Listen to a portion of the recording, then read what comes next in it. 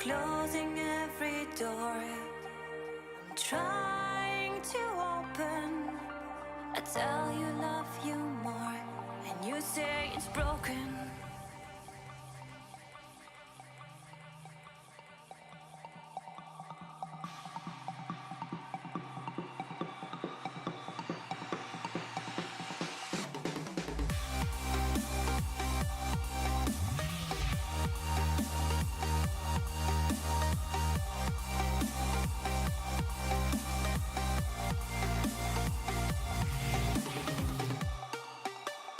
You make me weak.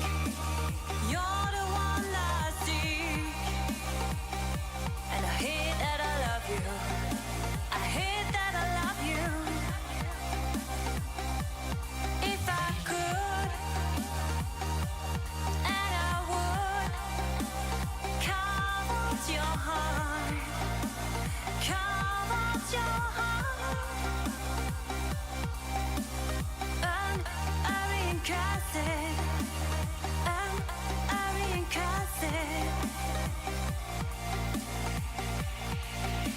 It's hard to keep smiling when you're closing every door I'm trying to open. I tell you love you more, and you say it's broken.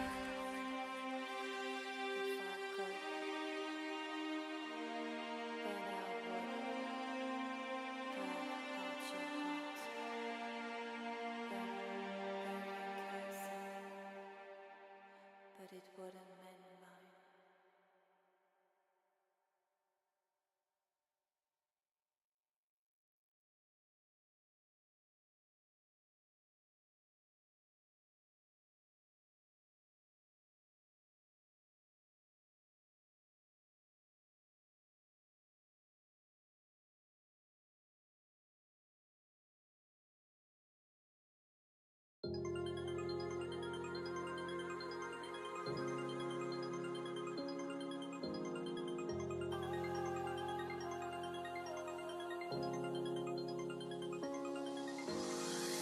You make me feel like home. You turn around, I feel the breeze over me. You watch your dreams unfold. Let it come around and let it breathe over me. It's time to go away into the light. I feel the calming energy. I see the darkness coming, and I'm calling you to help me set me free. I'm calling for you.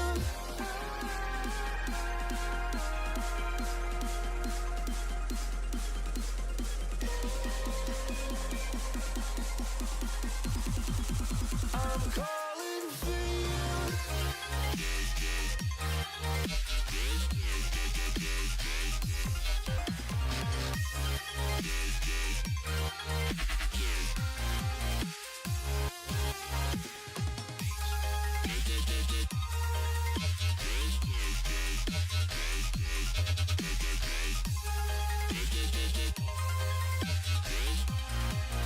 I'm calling for you. By all the faith of the world in your plans, guarding your faith with the palm of your hands. I know, yeah, I know. It's the unknown.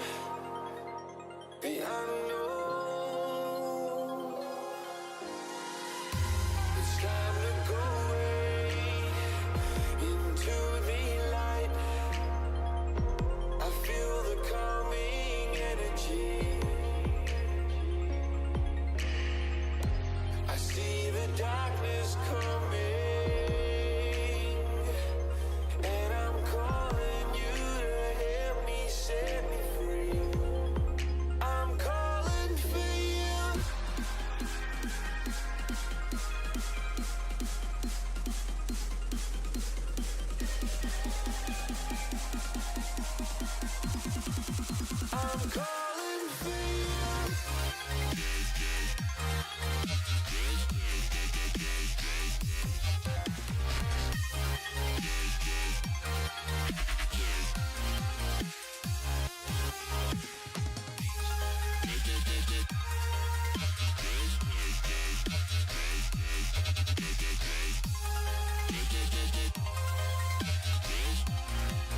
I'm calling for you.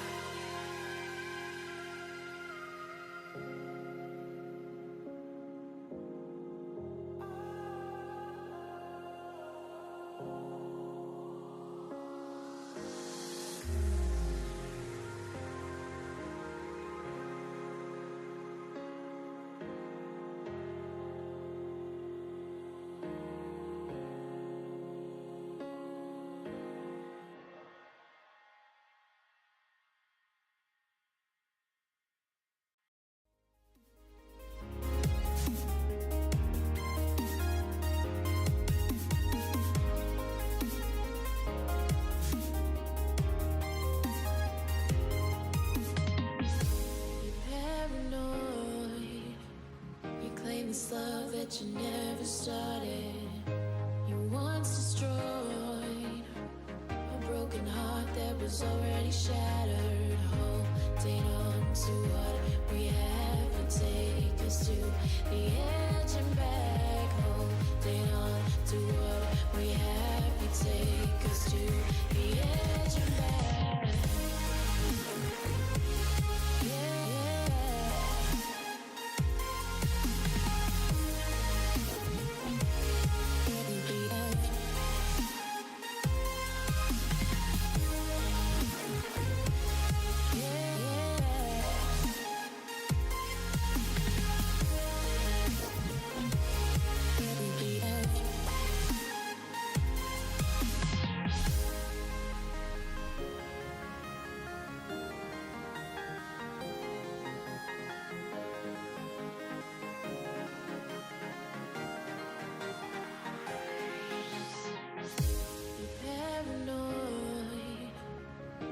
This love that you never started.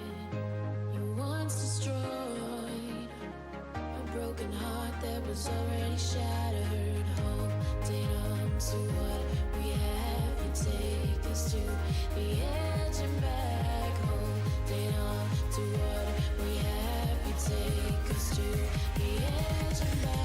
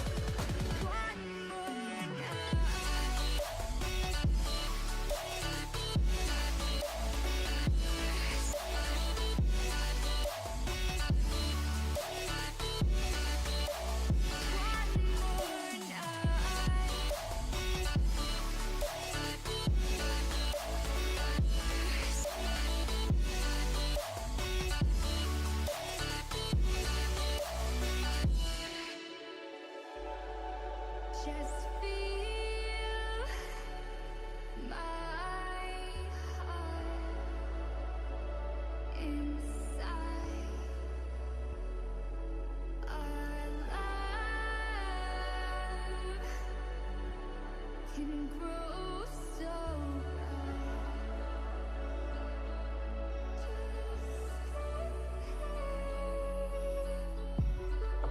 We found our way into the grace again. Let's not pretend our hearts have life again.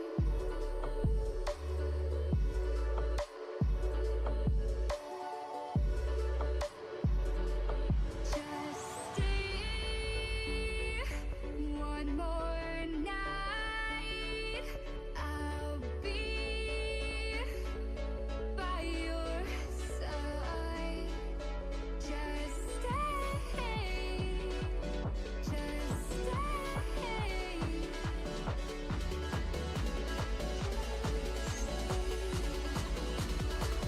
Let's not pretend.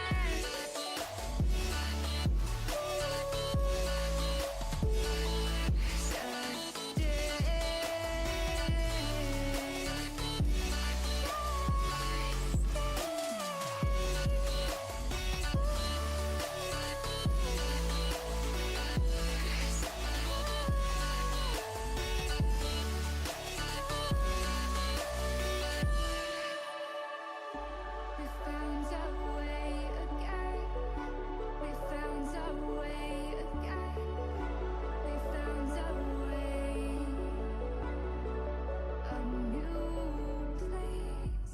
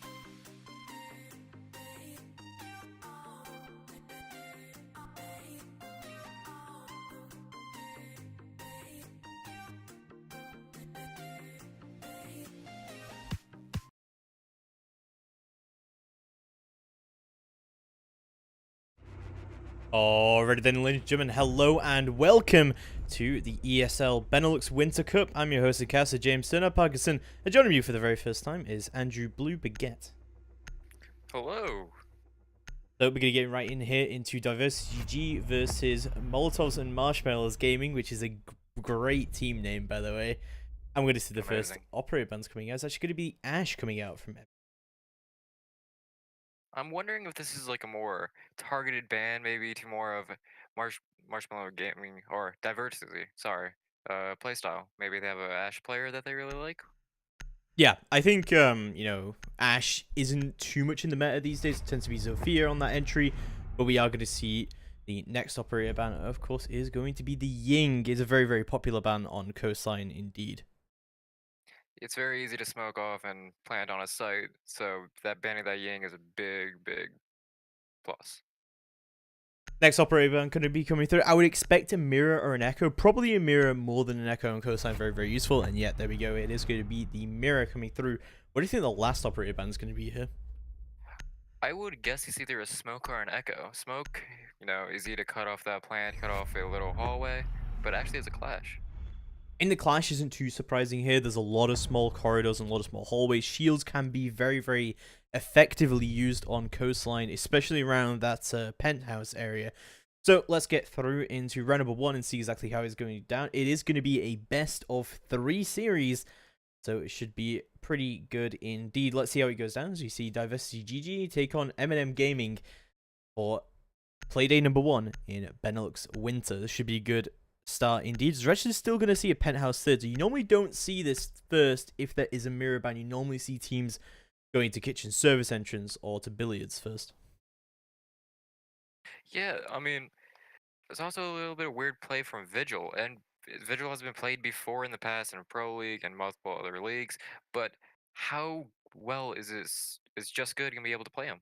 They might have an IQ coming out on the other team, so this might be a really hard counter to the Vigil. Well, he's just good, so. True. Well, let's hope he can use that Vigil pretty well. Let's just see how well he lives up to his name, as we will see.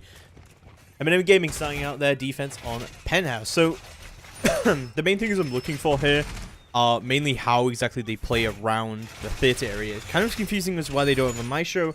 However, they do have the Echo, so I'm kind of expecting Echo to be playing on the site. It's kind of interesting they haven't brought a smoke for this defense as well. Very interesting. As I said before, using a smoke to cut off a plant or cutting off a hallway or a doorway is very important in late game. So it's surprising that didn't come out, but an Echo can do a lot with smoke. Yeah, definitely. Let's get into round number 1's action phase and see exactly how this is going to be played. And it looks like they're not really wanting to play on the site at all. It's going to be I'm Ed on the Echo, who's actually sitting in the hallway, interestingly enough.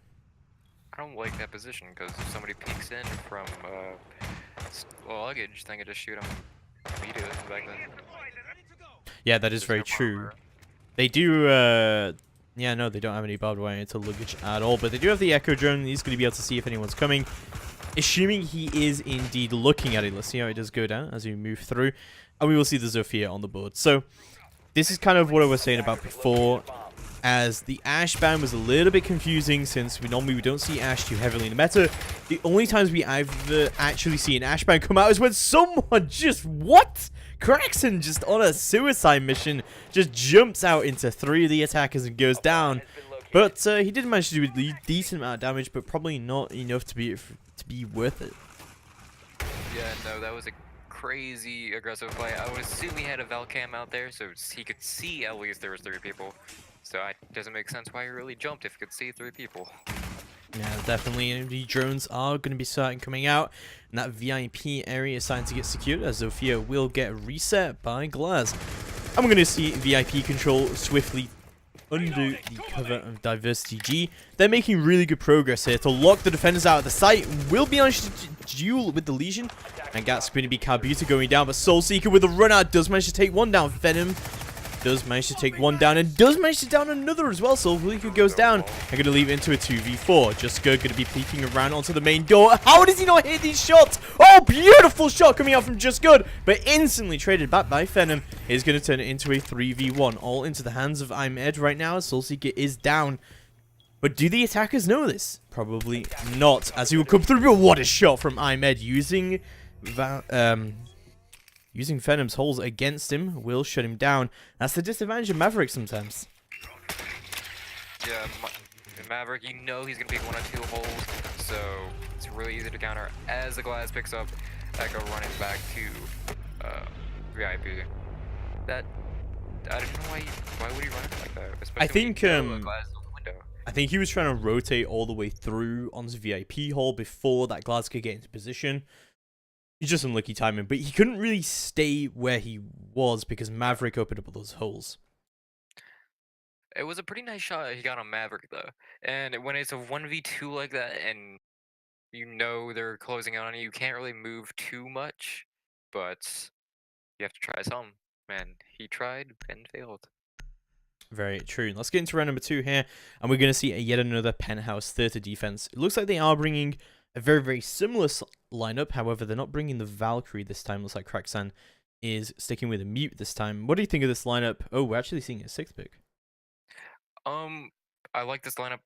The only thing I have to say about it is, like, well, if they do this Mute Bandit is going to be that's Mute and Bandit do this very similar jobs. I don't think having both of them on the same lineup is exactly a good pick. There's so many things you could do with Mute, but you can do more with Mute than you can do Bandit, in my opinion. So this pick does not make much sense to me. I don't know. I kind of have the Maybe the opposite Nitro? feeling because, well, yeah, there's definitely the Nitros on the board. That's always a good thing to have. And both of them will be bringing Nitros. But my main feeling here is that Kraxen's going to be able to use his mute jammers to deny the intel just early on. And maybe make this roam game a little bit more efficient. Because one thing that definitely went wrong for them is that everyone on the site was immediately droned out by the attackers. Diversity made great use of that as they started to push straight onto the site. They didn't really deal with too much of roam clear. They just started to come into VIP and they just cut off the roamers completely from the objective. Something that definitely went wrong for them was a huge amount of intel from the attackers. Another thing I'd say would go wrong was the aggression by Kraxen and the aggression by the Jaeger. There was no need for the Valkyrie to hop out the window. One player may, in the grand scheme of things, may not look like it makes a difference, but it makes the world of a difference. I'd rather be in a 2v2 than a 1v2. Yeah, that is very true. We are going to see Kraxen on the roam. And again, this fairly aggressive strategy coming out from M&M Gaming. It's a little interesting. This is not really how you tend to hold Penthouse Theater. Although, I mean, if you don't have a mirror, you can't really hold it in a traditional way anyway. Would completely agree. Normally you would see a Mira and maybe 2 to 3 people on site, the rest are roamers. But M&M Gaming is using 2 on site, the rest roamers, and not really opening up any rotators inside the site. Now, that is a little confusing, I will admit, but I feel like as long as the Echo stays alive, they have the ability to have that intel, and Soulseeker playing a very aggressive position here. I'm amazed he hasn't been droned out here so far. I mean, I think he was droned out. He just shot a drone and he chooses to still sit in front of the window. That is true. If they had a Blackbird or anybody peeking it, it would be a really easy kill. Yeah, it would be a very easy kill indeed. But we will see the Glass starting to repel around, seeing what he could do here to make quick work of this. I think he's expecting some sort of a run out sooner rather than later, but he has got the Claymore to protect him on that surface entrance. Could make a little bit of work here. I think he's expecting also a Valkyrie from the defense here. Yeah, I mean, you do have a Claymore on the door, so I don't think it's that much to worry about. As you see the explosion, he has to check the Claymore, but Jaeger goes down from Thatcher. Yeah, that's a great pick, but Soulseeker playing again, stupidly aggressive position, honestly. That is not good at all. Ed's going to be attempting to deny this push into the site, but we're still not seeing too much work from the defenders yet. We do see Just Good, who is actually going to go for the run out here, but oh no! Not only was the Glass watching, but the Claymore, he doesn't even get it. Kalbuta with a double kill, however, does manage to plant the diffuser down, and it's going to leave Kraxen and Imed to recover the situation. Zero will go down, however, and Imed will move into the site. He takes down Phenom, going to leave it all into the hands of Armor to try and bring it in. But, oh, the Nitro! Oh my god, what a beautiful C4 from Kraxen is going to secure them the round. And M&M Gaming finally on the board. Yeah, and as soon as that Zofia dropped, they knew that he was in the bathroom. He probably should have pulled out the window so he could get a better angle than dropping down the bathroom. Yeah, I mean, that is definitely true. I think one of the big things there, though, was that they went for the plant on the site when they just did not have control, or as much control as they maybe thought they did, because there was still a lot of roamers on the board. There was still a lot of run out potential. I'm amazed he did not see that Claymore on service entrance. I think it was the sunlight beating down on it. It's kind of hard to see the lasers, but at the same time, you should be able to at least think or check if there was a Claymore. Kind of just ran out. Yeah, definitely. I think that round, though, I think they won that round because of the Legion retake. You saw 2 kills really quick by the Legion and had to be refragged by the Zofia on the window. So I think Zofia actually dropped in bathroom because they knew he was on the window. Yeah, very true indeed. We are going to get into round number 3, however, and see exactly how this is going to go down. As finally, we're going to see a different defense coming out. It's going to be the kitchen service entrance. What do you think about this?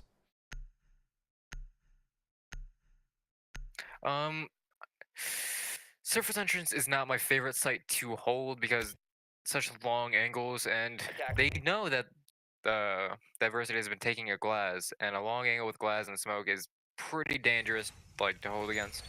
You can't really peek it, you can't do much. So, also you don't have a mirror, and whenever you hold surface entrance, it's really helpful to have a mirror so you can have that long angle onto B door. Yeah, it is helpful, but I feel like this is one of the sites where you don't really need a mirror. I think it's the only site on Coastline, honestly, where you tend to not see a mirror necessary to keep control of the site. Yes, it is nice to hold this down and do get this angle, but I feel like there's also a lot of different ways you can hold this. You can hold it from the bathroom, you can hold it from upstairs as well.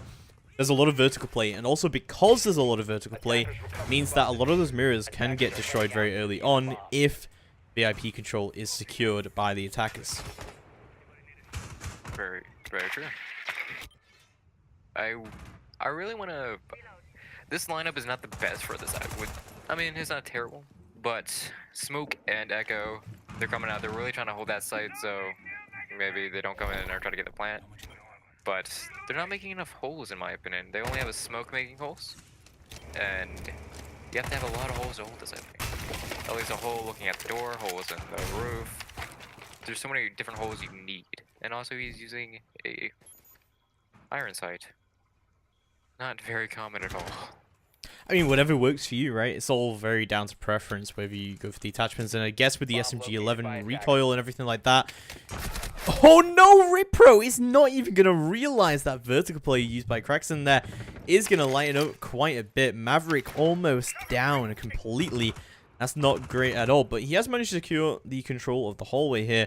Kraxon did not manage to deny that at all. That's just good. Will be on the white stairs as well. So there's still a decent amount of roam presence here from the defenders, but the attackers are starting to gain ground. And there we go. Not a lot of roam presence upstairs, which No. is not what you should do when you're rolling there. Yeah, not at all. But Soulseeker going to be playing around the Sunrise Bar. Does manage to pick the Habana off the board. So a great first pick. And oh, what another pick from Soulseeker. He seeks those souls, and he takes out Ripro as well. It's going to be the Maverick down and out of it, so both the hard breaches are already down. As he peeks onto Cool Vibes, he finds another one? Venom goes down. You can't peek Soulseeker. And Just Good takes down Zayo, going to leave the Blackbeard all alone into this in a 1v3. So he takes off the Echo off the board. That's going to leave it 1 minute left remaining, but the ADS will catch his flashbang as he tries to throw it out onto the kitchen doorway. And gives away his position by pre-firing onto the blue bar, trying to catch anyone out that he can. But 50 seconds left to go. He does have control of the site, but does not have control of the diffuser, so not looking too good for him at all, as he's still holding down kitchen. But all the defenders have to do is just wait. They have no reason to peek him here at all, and he will start to push through onto the kitchen doorway, try to recover his diffuser, and try and bait out the defenders to try and peek him. Pushes through all the way into the hallway, but there we go, Just Good. He takes him down, and M&M Gaming win round number 3 in another successful defense. I really like what, the defenders did there. They didn't get aggressive as soon as they had that 1v3. Most teams' mistakes are getting aggressive when they think they have that advantage. It's a really good job that they didn't. Yeah, great. Especially since they've been playing aggressive. So aggressive every other time. It was really disappointing that the attackers didn't really make use of the vertical play that they got very, very early on into the round. In fact, that vertical play was used against them quite a lot. Oh yeah, the only vertical play we really saw was Krazen on site using lighting up that Maverick upstairs. Definitely. So let's move through into round number 4, and we are going to see a hooker lounge and a billiards defense. What do you think of this defense? It's pretty standard. They have the Maestro, which I really like, especially since they can use the windows. The offense can use the windows. Having an ACOG on the team is not a bad call at all. And also using his gadgets to really give you information and tell you if anybody's on site and zap them and bother them if they are. That Maestro is, I thought, like that pick a lot. Well, it looks like Soulseeker will unfortunately disconnect. That's just that's unlucky. It's like he has his own soul seek there. Ooh, nice fun. Not really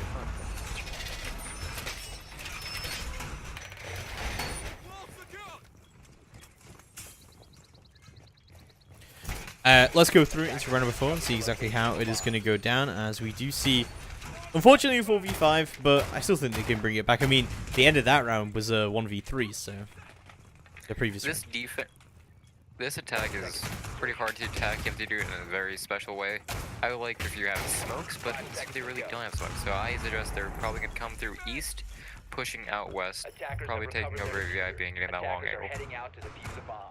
Yeah, they are going to have to try and open this angle up. I mean, this is a pretty common one to open up. You mean you open up this up, you deny the rotate, then you push through Aquarium. But you are right, there are actually no smokes on the board from the attackers. Hopefully going to make good use of the Lion, however, to alleviate that. Yeah, I mean, just stand still. You can't really do much when they're pushing down sight and a Lion calls you. It's very easy to pick them off when they're standing still. So, if they're gonna have to kill the Lion off pretty fast, or do something to counter that line if they want to win the round. Definitely. I mean, we do see Crackson on the Maestro here, and this LMG has a great ability to just lay down fire onto this balcony and completely deny the control. We just sees the Lion move over, but does not choose to peek it, as the Lion will rotate outside of the Aquarium balcony instead. So this is exactly what I thought was going to happen. We're going to see sort of Aquarium control come out early on from the attackers, and they start to push through. Hopefully this angle does get opened up, but there's going to be... Kirks is going to be droning it all out, making sure there's no one on the site. Thatcher and Lion will start to push through, and Ripro gets all the way into the site. No one here is to contest him. This is not good at all. We see a Maestro Cam is on the wall, however, as the Lion charges will start to go out. Legion Mine. Oh no! What? He just threw a flashbang at himself? As That's he was good. picking out the goo mine. I haven't Yeah, seen that before. interesting. It's an interesting strategy, but we are going to be seeing just about halfway into the round now, and it looks like most of the attackers are stacking up against Aquarium. We haven't seen that line of sight getting opened up yet, but the Thatcher nades will start to go out. The MP will disable that Maestro Cam, of course, as Ripro tries to make his way into the site. Venom going to be pushing around, but it's going to be Ripro who goes down first of all. Crackson with a great pick there from... I think that was from... Yeah, it was from Hooker Lounge, so great pick there. Kabuto with another one all the way with the run out there. Does take down Venom. That's Zofia down, and a beautiful bit of pre-firing coming out from Crackson. Very aggressive, though. He's not going to be able to find another one just yet, and loads of pre-firing going down. 40 seconds left to go, but yeah, as you said, no smokes. This is not looking good, but no! What are you doing? Lion knifes the air and gets taken down by Just Good. And it's going to be all into the hands of the Habana. Boozerad does get a great headshot onto the Maestro, but it's going to be a 1v3 situation, and yeah, impossible to bring back. Just Good will take him down with a headshot, and M&M Gaming looking pretty good on these defenses so far. That was an amazing flank onto the by Just Good, killing 2 operators, Lion and the Dokabe. I think what really got diversity is that they really stalled out and let M&M get the positions on them and hop out and really flank them. I think they had somebody on site about a minute in, and they kind of gave away that control. Yeah, no, that is very true. There was a lot of control given up, but it didn't even really matter that much. I think there was more mistakes coming out from the attackers in terms of how they actually gained control and then what they actually did with it once they had it. They didn't take the Maestro Cam down. They weren't covering the runouts. They, as you said, didn't have smokes to go for a plant at all. And I feel like they just did not concentrate on the objective at all, that they were trying to get picks, but they were unable to secure any. They were more worried about the roamers, and as soon as, you know, they started to go into sight, the roamers came out. So Yeah. I think it was bad timing, mostly, because they were worried about the roamers for more than half the round, even though they had somebody on site a minute in. Definitely. So, let's get through into round number 5. Of course, this is going to be the final defense coming out from M&M Gaming before we see them swap it around. And of course, this is Benelux League. There is overtime. So, maybe there will be a little bit of a reset of the momentum. Who knows? Yeah, momentum is everything in this game. They've won. M&M has won 3 rounds? 3 rounds in a row, yeah. So they have a lot of wind in their sails. They're feeling good. They're feeling confident. They're going to be peaking angles that they know they can't hit. So they're going to have... Diversity's going to have to do something to stop. I'm expecting Just Good to get pretty aggressive around on this balcony right now. I mean, why else would you play the Doc ACOG with the Echo support and open up all the windows as well? This is really him saying, I feel confident, I am here to kill you, I am better.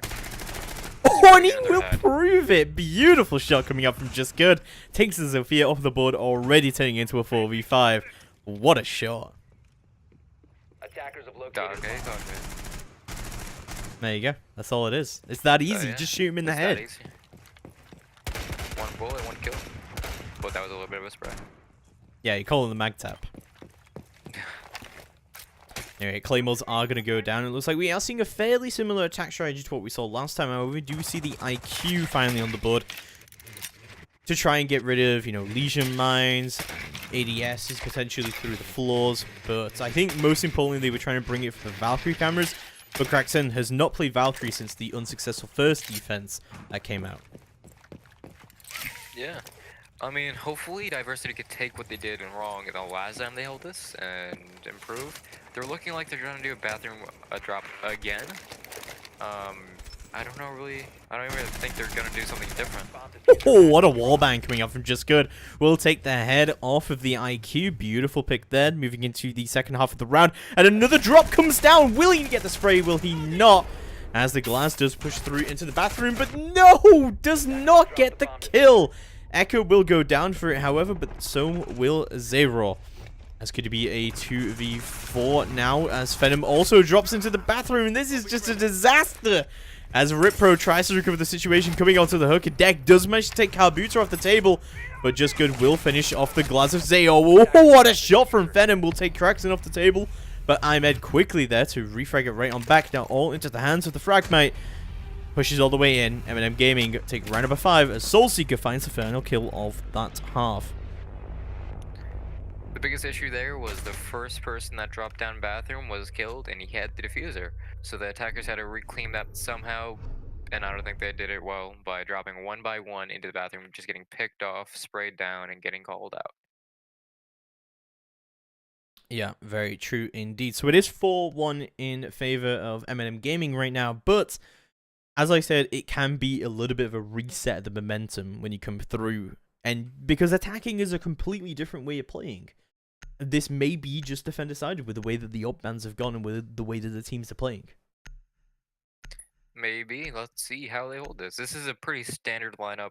I think they're going to be holding downstairs because they have that pulse. If they're not, it would be definitely a missed opportunity. Yeah, definitely. So, moving into round number 6, the first defense we are going to see coming up from Diversity GG is going to be the Penthouse Theater yet again. With no echo coming up from them, it is going to be the Maestro on the board, however. You know me, I love Maestro. Such a good gun, 80 rounds in that mag. You can spray down, hold an angle, you have that ACOG, you can basically 1v1 battle almost any operator. Yeah. It's like when Ella came out, right? It's just the pre-fire war. You can out-pre-fire any operator, and I've seen it time and time again coming through, doing beautifully well for the Maestro. And I also like, the sometimes creative usage of Maestro cams here, as we are going to see a fairly aggressive Maestro cam go down into the VIP room. That is a good angle. You can hold on to VIP and get to horror room. You can hold so many angles. They're probably gonna open up a bathroom hole too, so you can see in there too, with one Maestro cam. 5 seconds Yeah, remaining. could Or not. indeed. I mean, yeah, it does have the sightline capable to do it, but I don't think he's actually opened up the bathroom, so it's not going to matter too much indeed. Let's see how it goes down as we see the first attack rounds coming out from M&M Gaming, who do have a very distinct advantage right now, and I'm already liking this lineup with 3 hard breaches on the table. They definitely want to get inside. They're probably gonna try to go in through VIP. When you have that many hard breachers, you're gonna want to breach some wall. This guy, Kambutu, is getting really aggressive. Yeah, he's already all the way through into Sunrise, running, I think that was the suppressor there on the M4. Yeah, it is. He is running the suppressor. Is anybody droning him out though? That is a question. He doesn't need to drone out. Drones himself out. Oh no, Kraxen will drone him out all the way onto Cool Vibes. Good bit of teamwork coming out here as Computer will make his way up to the Cool Vibes stairs. And Kraxen will be able to drone out one. I believe that is No, it's Ripro who is going to be peeking him out. Oh, he takes him down. That is unfortunate. Kabuto will go down already, but Just Good is going to be able to frag out onto the Maestro. So Maestro going down so early on. It's a beautiful pick. Agreed. You can't use those cams anymore, really, offensively, as you would like in the late game. Yeah, no. But the Maverick going down very early on is definitely going to be a problem here, but there's actually no hard reach to now, so maybe not too much of an issue as Soulseeker will make his way up onto the white stairs, moving into the main hallway here. But I feel like the main bit of control that they actually wanted to gain here, I know you said they probably want to push through into VIP, but they're probably the best bet now is to actually open up this wall into 30, so Kraxen's going to be able to get in there and do just that. Yeah, and, you know, they have a Legion and a, I think, what is that operator? Is that the doc? Doc on site, maybe? No. Well, they have 2 operators on site. They can definitely counter this push as they see the doc kind of flanking them, and Legion picking up a 1 kill. Yeah, Just Good will get into the site. He takes down Venom and will manage to refrag it. Gonna leave it into a 3v2 situation, however. So not looking too good here for M&M Gaming, as he will push through into the hallway to try and regain a little bit of control here. But Kraxen will rotate all the way through offices and into Blue Bar, potentially to regroup and push up Cool Vibes instead. But they've still got to deal with these roamers, of course. Ripro still has decent control over the aquarium here and could therefore suppress down into Cool Vibes. Still got drones on the table here as Kraxen will start to push through onto the hallway and try to take out the dock. He sees him. What a shot from Kraxen. Takes down Ripro through the vase as well. Great shot coming out from him, turns it into a 2v2, but there's not a lot of time left on the table. 10 seconds to get into the site and go for the plant. Just Good will start to quick peek it and push through all the way into the theater. And let's see how he gets in here, but no! This is the L who's in the corner there. Zero takes down Kraxen, and Diverse GG will take their first defense. Excellent defense. I really like what they did there. You know, even though they breached that wall into theater, they held it. They picked up 1 kill because of it too, and I think they wasted a lot of time because of it too. I would count that as a win for the defense. I think there's a lot of times where that theater wall gets opened up, and as soon as that happens, the defense just kind of falls apart, because most of the time you are defending from the theater. But as you said, yeah, I did like the ability from Diversity GG to be able to hold it from multiple different angles as well, and to be able to work around that, as well as playing fairly aggressively. I mean, we also saw the dock still on that roam as well. M&M Gaming were unable to deal with him.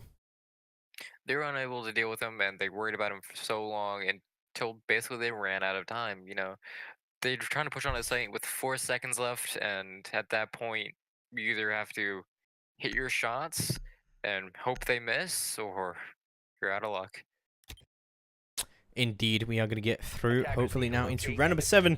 Let's see exactly how it is going to go down. M&M Gaming still only 2 rounds away from taking map number 1 into their favor. So, I don't know. Service entrance, right? We talked a little bit about this before, about how we normally see Mirror quite useful here, but it tends to be one of those sites where you can actually use quite a lot of vertical play. We didn't see it from the attackers last time. Looking at the lineup, do you think this is going to happen for the attackers this time? Yeah, coming up with the castle, they're probably gonna barricade a couple walls of maybe VIP, maybe guitar, maybe hold that, or guitar Hall of Fame, my bad. Hold that down a little bit better, and they have impacts with that castle. Maybe create some holes looking down on the B window, or I mean B door, A window. Just, there's so many different things you can do with the castle on this site. And it looks like most of the castles will be utilized to try and defend onto VIP, so it looks like the defenders are the ones who are going to be trying to abuse these vertical angles and trying to keep control over the upstairs for as much as possible. Which is interesting because when Diversity were on the attack, they did not use any of the vertical play at all, so considering they're now expecting vertical play is a little bit interesting, considering that teams normally play against themselves. Agreed. I mean, for this, you can really push out so many different operators when you go upstairs. Looking at the M&M roster, I don't really think they would be pushing upstairs, though. I think they're going to try to push on site, and I think Diversity is going to have to adapt to that mid-round as they get really aggressive. Yeah, well, from what we're already seeing, this heavy push through security room, we got the whole band here. as IMED will start to push through on the Blitz. First time we've seen a Blitz this series as well. Oh yeah, Blitz is very strong right now. You can rush in with a shield flash, an operator, and kill him very easy. Especially when you back that up with a Jackal and a Zofia. It's a very good combo. Well, we mentioned it during the operator bans as well, is that shields are very, very strong here on this particular map of Coastline, just because there's a lot of areas where you can really drag people into these close quarters encounters, and that is where shields normally perform at their best. Especially at Blitz. But do you think they were going to realize that the head is open? I'm not sure.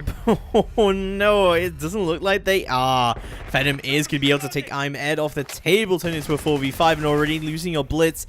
That is a huge pick, but Maestro is going to go down. It looks like the Legion is going to try and refrag it where he can. He does! What a shot from Ripro. Does take the head clean off of Kraxon, but Soulseeker there easily to trade it right on back. However, we have lost the Thermite and we have lost the Blitz, so two pretty huge picks coming out from the defense. The attacker is going to be struggling to really bring this back. But the shotgun is going to come out from the Jackal to try and open up this kitchen just a little bit more, as the banner charges do come down to see if we can get some sort of opening onto the site. Zero will get revived and takes Kabuto off the table, turns into a 4v2, but Just Good easily able to create it back. Just Good going to be pulling the Legion Mine out of it as he does come through into the main lobby and seeing what he can do, but it is a 2v3 and the attackers are very, very far apart right now. Just Good not looking good here so far as Venom tries to deal some damage out to him. Just Good going to be on a sliver of HP as he pushes through onto the toilets, trying to go for the pre-fires, but Venom still holding the vertical angle, takes him down. And Soulseeker going to be left in a 3v1 situation, trying to push onto this service entrance, but not able to get this pick entry just yet. Rotates will come through from the defense, but there we go. Zero will manage to peek out the service entrance door, takes Soulseeker off the table, and round number 7 goes squarely into the hands of Diversity. GG. That was just such a good hold upstairs. That Jaeger really did win that round for his team. He killed one, damaged another one, and killed another one late in the round. Eminem, they didn't even drone it out. They weren't aware of it at all until it was too late. That's a big misplay by Eminem, I think. Oh yeah, definitely. Massive misplays coming out from them indeed.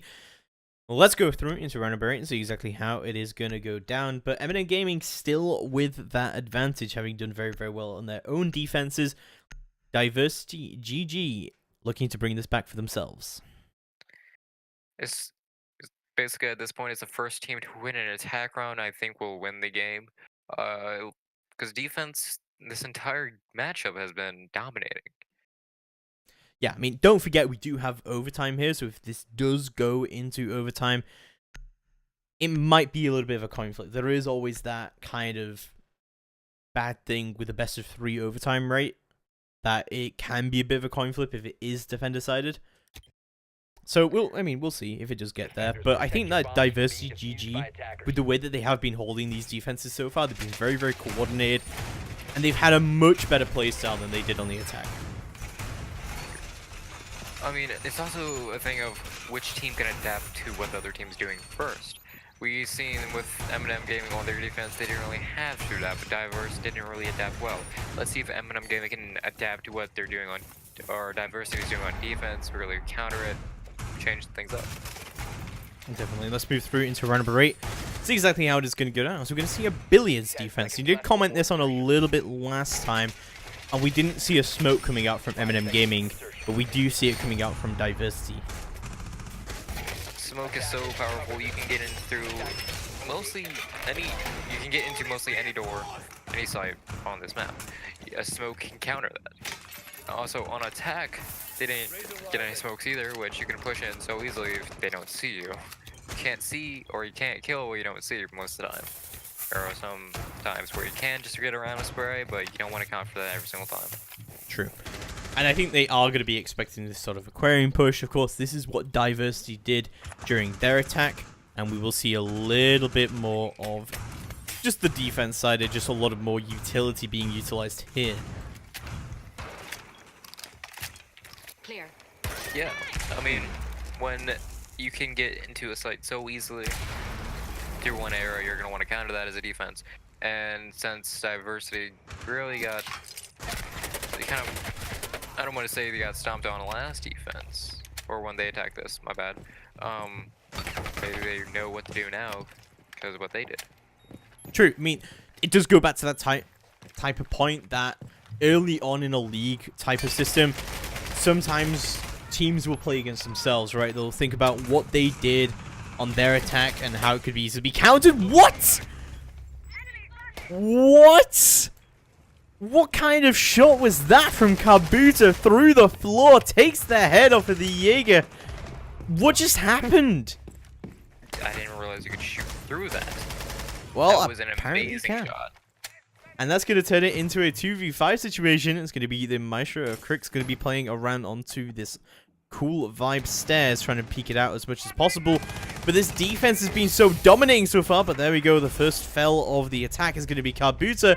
But it's going to be the Maestro in a 1v5. And no, unable to find a single kill there. I'm Ed pushes all the way through. And that's going to be Eminem Gaming for themselves on match point with their first attack win. That was just a really solid attack. That was a flawless attack. They had no one that got killed. They just won their gunfights and really countered everything the defense was trying to do. You cannot really picture a more perfect attack than that.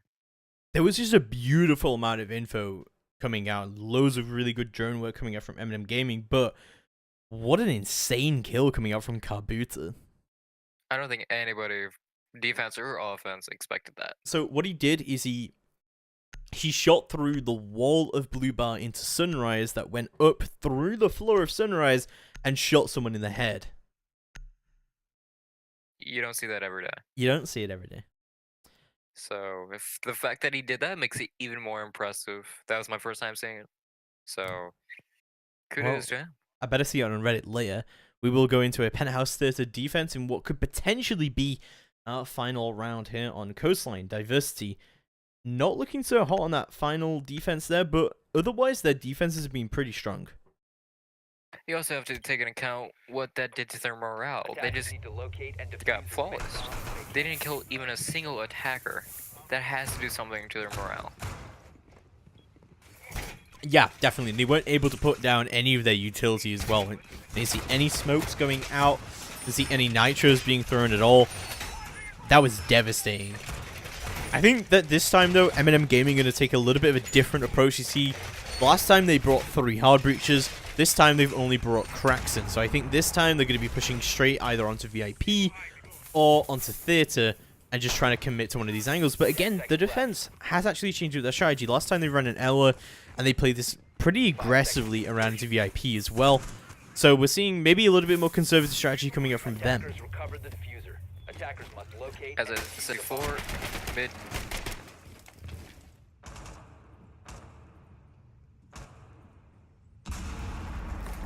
So let's go through into round number 9, see exactly how it is going to go down. We're going to see a Vigil pushing through onto the blue bar, seeing what you can do around onto this area.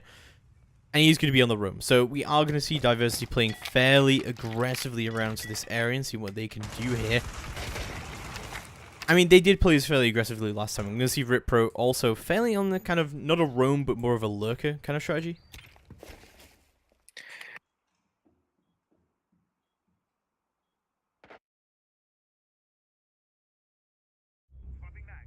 It's going to be Zero who does manage to get the first pick of the round. Ahmed going to go down. That's already the glass off the table.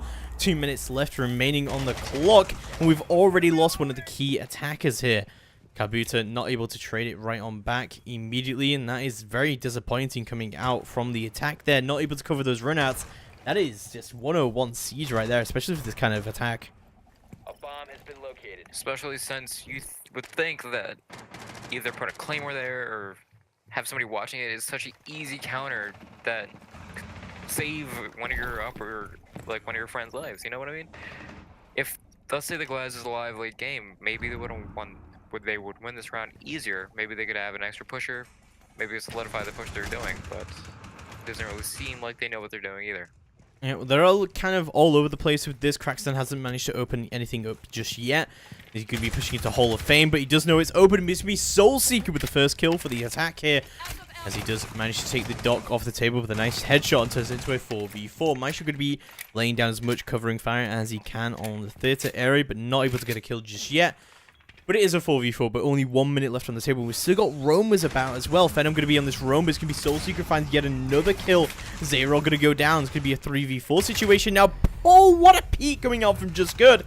Going to take Phenom off the board immediately. That's going to be a 2v4. Not looking too good for the defense right now. Capital Bolts are going to go down. Lots of utility, but it's going to be the Maestro who finds his way into the hallway, but Kabuta easily taking him down and leaving it all into the hands of Rip Pro in a 1v4. If he doesn't clutch the round, they lose the map, and yet they will. Kabuta takes him down easily as that. M&M Gaming take map number 1. That round, I think, really went Eminem's way because of the 1v1 battles that they won. Every gunfight they got into, they won, really. And when you're trying to hold a site or trying to win a round in general, you can't lose every single one of your gunfights. No, you definitely can't. We're going to take a little bit of a small break here before we return with our second map. We'll be right back. Of the world in your plans, guarding your faith with the palm of your hands. I know, yeah, I know. It's the unknown, the unknown. It's time to go away into the light. I feel the calming energy. I see the darkness coming, and I'm calling you to help me set me free. I'm calling for you.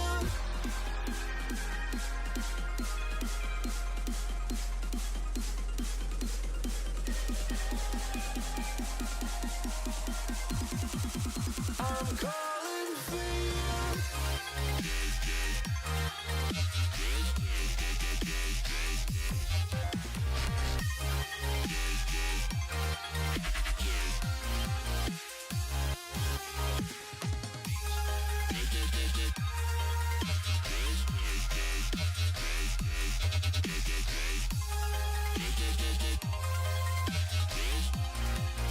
I'm calling for you.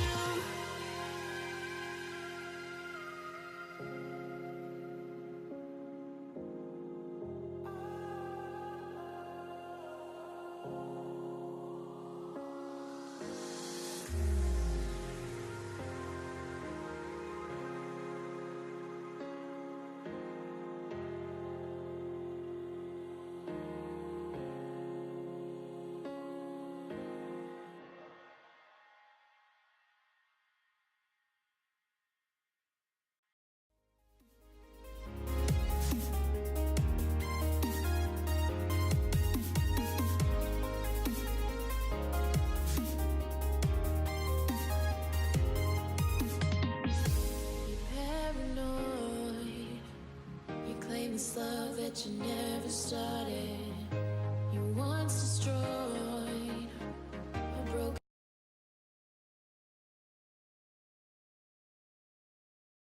Alrighty, ladies and gentlemen, hello and welcome back to the ESL Benelux Winter Cup. This is going to be the group stage Playday number 1. Still carrying on from our previous game of Diversity GG versus M&M Gaming BLX. I'm your host, the caster, James Turner Parkinson, and joining me once again is the beautiful Blue. Hello. So, M&M Gaming did manage to take the first map of Coastline, a very successful 6-3. We're going to see them go on to Border now, with them starting out on the Operator bans. They're going to be banning the Glass here on Border. Pretty common ban for Border here. Yeah, especially since there was so much glass played in the last game. This is not a bad ban at all. Yeah, definitely. So, Diversity GG going to be starting out with their first ban. I would honestly expect the Ying here again, although not entirely uncommon to see a hard breacher get banned on Border. No, if they ban a Thermite or maybe the Pana, that would be a pretty good ban because, you know, Thermite is such a good operator on the site, but as we're discussing it, the Yang gets banned. Yeah, the Ying will get banned indeed, and I get the feeling that that is a target ban against M&M Gaming. It's, Every time that someone gets target banned, they always say something like "please" in the chat. Yeah, he obviously wasn't very happy that he got banned both times, but First defense ban going to be coming out. I would expect another mirror ban coming out just because mirror is so powerful on border, and obviously GG banned it last time, and yeah, there we go. We do see the mirror ban, and again, I think we are going to see another clash ban coming out from Benelux Gaming. yeah, Clash is really strong right now. Nobody really knows how to counter her since she just came out, so it would be a good ban. I mean, there are counters to her, right? But she is very annoying to deal with. But yeah, there we go. We will see the clash ban.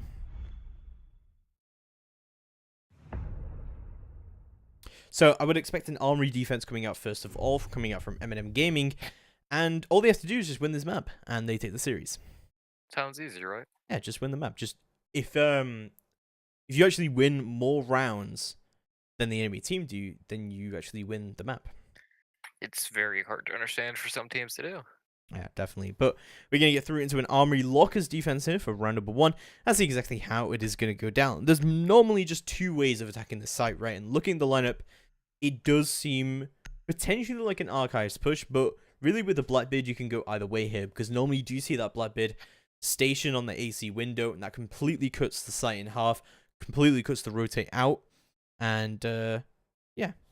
It's also very hard to counter that. Yeah, it is very hard to counter that. I mean, the main ways you see is like just intel gathering, making sure you know the Blackbeard is there and whereabouts on AC he is, and maybe just keeping the pressure up on with nitros and runouts. But we are going to see the Pulse getting 6-picked out here by Computer, which is a pretty common pick here for border as well, especially for an Armory Lockers defense as well. You can deny the plant below with a nitro very nicely, and we're going to see how he goes in. Defenders, protect your bombs from being defused by attackers. What are you expecting here on the defense, Blue? I'm expecting a relatively below, like they're going to try to really have the below take. Because they have the Pulse, because they have Legion, I think those two, not Legion, Jaeger, I think those two operators will hold down, make sure that the Pulse stays alive, and if they go for the plant, that the nitro does come out.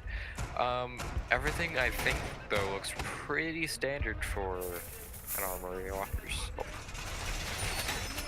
Yeah, I would agree with that. It's just that, you know, you don't have a mirror for this, obviously, so it does change it from what would normally be a default hold, but, you know, you don't really see a mirror too much in competitive play anyway.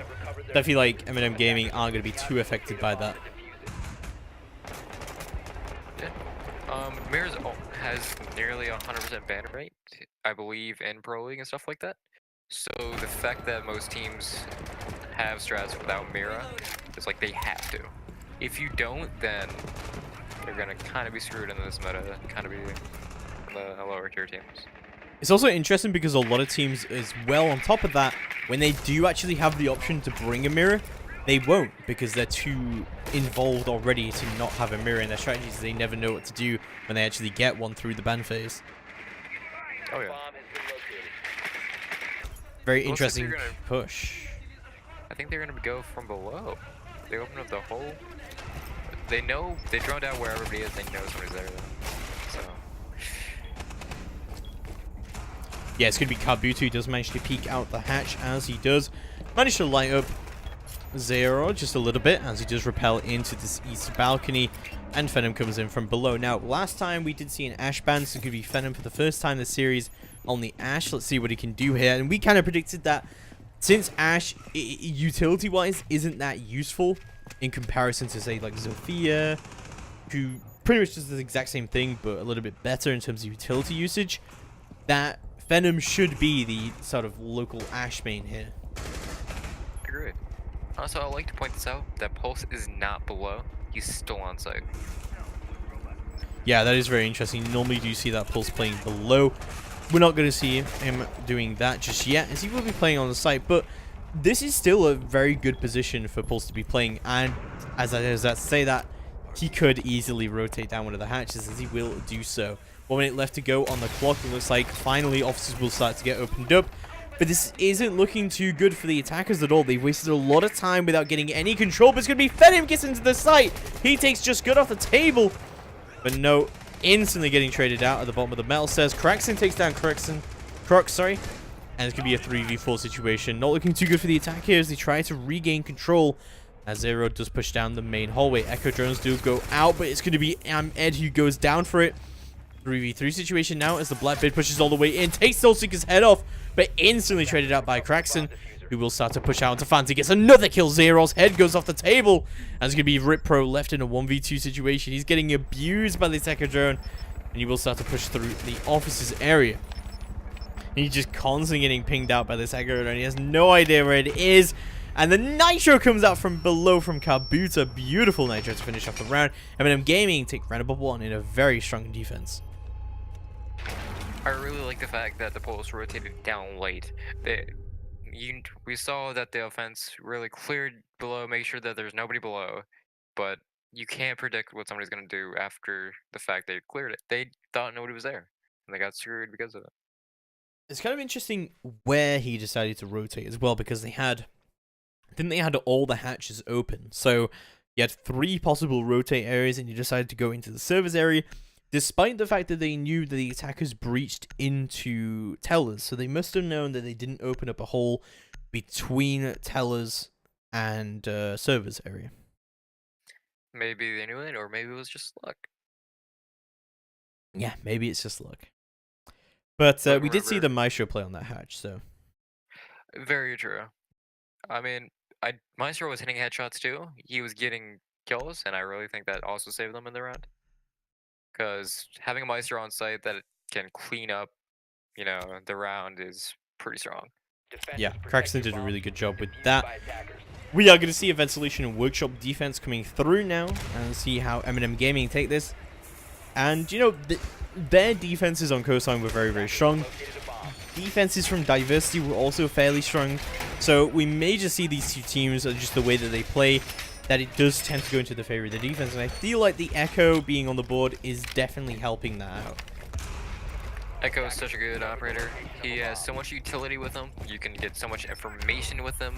Having an Echo on site, well, not really on site anymore, as he reinforces the wall where people mostly rush.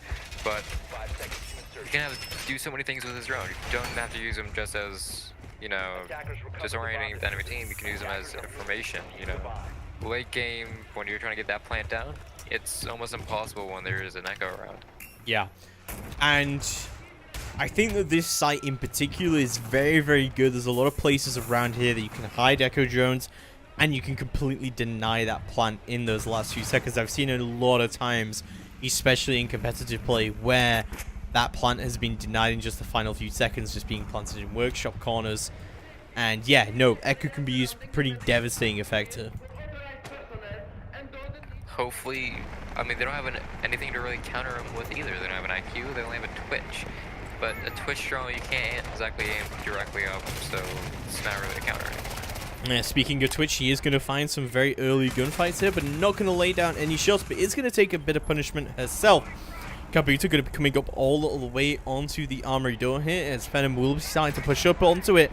I don't think he's going to expect the bandit played so close, and he won't. Kabuta peeks it out, takes Venom off the table already, and no refrag coming out from Diversity just yet. But there we go. Twitch will jump into the AC window. Does manage to get the refrag on the table. Zero pushes into Fountain, but goes down for it. Oh, the Legion of Just Good takes down Twitch. And there we go. Buck is also at the table now. Just Good confirming that with his Legion Mine. But the refrag coming through beautifully. Just Good going down. And a couple of kills on the table now as they do push through and get this armory control. And already a 2v2. Pretty devastating coming in. But Echo rotates up Metal Stairs. Takes down Rip Pro. Using those angles through the fountain, does manage to turn it into a 1v2 situation. Looking pretty good. There we go. Cleaned up very, very nicely here at M&M Gaming. As I'm Ed takes down. Yeah, beautifully. Just really well done from M&M Gaming. I thought a little bit that the attack was a little bit sloppy. Yes, that Twitch did get the refrag, but pushing out so aggressively, really not checking your angles, I don't really think that was a good play. Yes, it kind of did pay off with the refrag, but at the same time, is it worth the dying over? Yeah, when you try and play for refrags, you always have to make sure that you have the advantage at the end of it. And Diversity did not have that advantage by the end of just a flurry of refrags coming out for them. Their initial strategy was pretty good, however. But I think they executed it a little too fast. yeah, the timing was definitely a little bit off there. But 2 people going down to that Legion, that is really not what you want to happen. Really well played by him from Just Good, though. I think what's really helping Eminem is just they have individual skill. Yeah, I mean, definitely. we see every time, 1 or 2 of the players on Eminem just get 2 kills, 3 kills. They have more individual skill than I think than Diversity Attackers do. need to locate and defuse as many Anything bombs that's as they helping the sort of refrag strategy that Diversity tends to go for here. When you can rely on your aim more, and because you have better aim than your opponent, it's definitely an advantage. Yeah, definitely. So let's go through into a customs defense here. This is not a defense you see too much, but of course with the objective rotation parameter now becoming 2 in competitive play, this is now sort of the meta, right? Is that you see a lot more of either this site or the bathroom tellers area. to go. Yeah, this site is also a little bit hard to hold. That's why it is the 3rd site most people go to. You have to have that above control. If you don't, you're going to die. Moving to defuse a bomb. But looking at CCTV, they don't have much up there. Dropped. That's going to be Attackers have Kabuto. recovered Is actually going to go for a spawn peek here. I'll be surprised if they actually expect this. He is going for those pre-fires. I think they are trying to peek it out and seeing if they can get a kill. The pre-fires coming up from Kabuto. Unfortunately, not going to find the kill there. He was using the suppressors. Kind of surprising they did actually hear those shots being hit. So, yeah. Pretty nicely played from Diversity to not get caught out there. But unfortunately, will not be able to find the kill just yet. Yeah. Suppressors are really hard to hear, especially when it's a pistol. So kudos for them knowing that that's a murder hole and there's an Ella there. Yeah, unfortunately, and yeah, as you said it, this upstairs area you really need to hold control, and they have completely given up control of the CCTV area, but they do still have control of armory lockers in the form of Just Good, and most of them are holding it off the site. So maybe not too important to hold this vertical play if you're not actually playing on the site too much. Maybe they're going for a retake hold. I mean, it's totally possible. Yeah, totally possible indeed, and just... I mean, there's not really a lot of hard breaching coming out. I mean, there is the thermite, but you can only get a couple of these hatches. That means he's not going to be able to open detention. But we do have the Maverick on the table who could open up one of these hatches. Yeah. I do think that thermite opening up detention would be definitely a good play. That's another angle you can use to get on this site. Another way you can like flank one of the defenders. Especially since A has such a long angle in front of a window. If you open up behind where the defenders will be holding, it's a big win. Yeah, it looks like he will manage to open up detention and drone it all out. He will spot the Maisho on the site. Goes for the shot, but Craxton not going to give him it just for free. But Zero, top of metal stairs, will take him down just as easily as that, turning into a 5v4. And the push comes through from the Jaeger, but Soul Seeker goes down to Zero as well. Beautiful picks coming out from the Zofia, completely denying the rotate here from the defenders. Oh yeah, Zofia coming up from metal stairs is a big play. Can lock out half the site, especially when you have a hole like that. Opening up the site a little bit more. Yeah, Armo will take Kabuto off the table, however, moves all the way through, but he's not going to be paying attention. Just Good and Imed take kills off the table and going to leave it all into the hands of Imed, who tries to pre-fire down to the Maverick, unable to find the kill, pulls the pistol up, pushes all the way around, but the Maverick takes him down. Venom takes him down, and Diversity will finally be on the board with their first attack round. It's a little bit hard to win a pre-fire battle when you have 26 bullets in your mag. So, don't know if that was exactly the play that he should have been doing. No, Also, it another is, thing- it is hard. But, I mean, it's kind of hard anyway in that 1v2 situation and what exactly you should be doing there. So, not working out exactly well for Eminem Gaming, but to be fair to them, as we did say, that is one of the harder sites to hold. I'm very surprised that they didn't put any pressure upstairs. Most of the players were off-site downstairs or even above in armory and lockers. Yeah. Not really putting any sight or pressure onto CCTV. Then again, offense didn't either. So I think it was mainly because they didn't have a mirror. It's very, very hard to hold onto that area when you don't have a mirror. But yeah, I would have liked to see maybe a castle and a Jaeger ADS is being attached to that and just trying to hold onto that for as long as they could.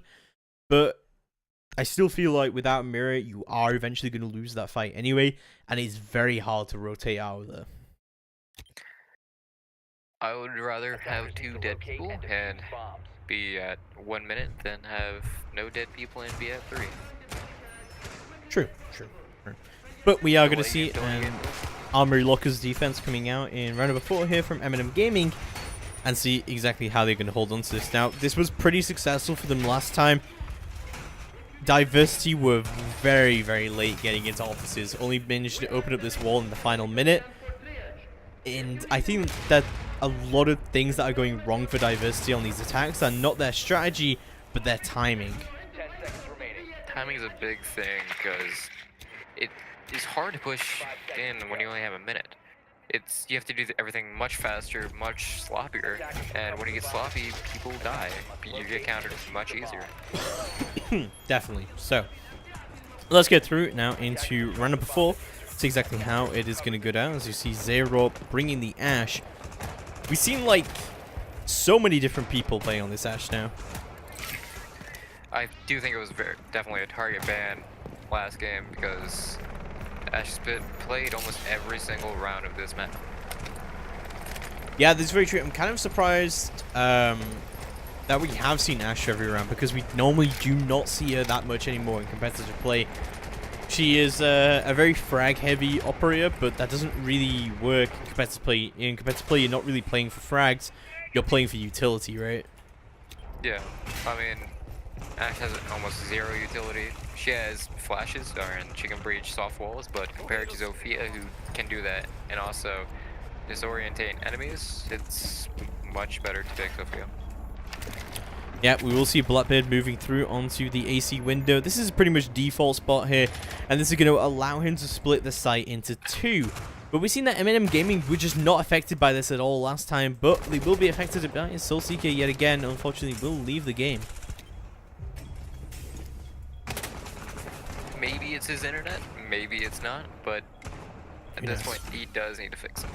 Yeah, Cracks are going to be pushing around onto the Armory Lockers area. It's just good, also going to be holding down to Archives. We're seeing fairly similar situations coming out from all of M&M Gaming, but it's going to be Ripro who wins the fight against Ahmed. Already the Echo off the table is a huge utility pick, but also losing the Zofia, and now the Ash down to Craxon. Looking pretty good so far for the defense. Kabuta takes down Venom, and oh, what a beautiful shot from Craxon. Takes off Blackbeard immediately, and now all into the hands of Ripro. Will manage to open up Armory Lockers, but takes a little bit of damage for it. And he's going to have to find 3 kills in this final minute if he wants to bring this in. We're pushing through on security room and just rotates around a little bit. Nitros are going to come out, but not going to hit their mark. And he's going to be holding on to the rotate, expecting someone to push up to him. But it will be the Pulse who does pulse him out. And he's going to know exactly where he is, hopefully sooner rather than later. As Ripro gets going to see him below, but doesn't manage to find the kill. Ripro's Claimer will find Cracks, and he tries to rotate around, but just good. Easily able to find him from the red hallway. Great defense coming up from M&M Gaming. As I said before, the individual skill of M&M Gaming is really shining through these rounds, really winning them the rounds. Craxon got 3 kills that round, even though it was a 4v4, gave his team the advantage pretty early.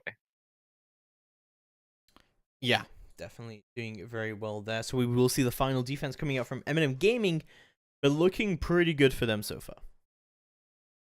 Yeah, I mean, if you can keep winning your 1v1 fights, it's kind of hard to counter unless you pull something out of your bag of tricks, but does Diversity have that deep of bag of tricks?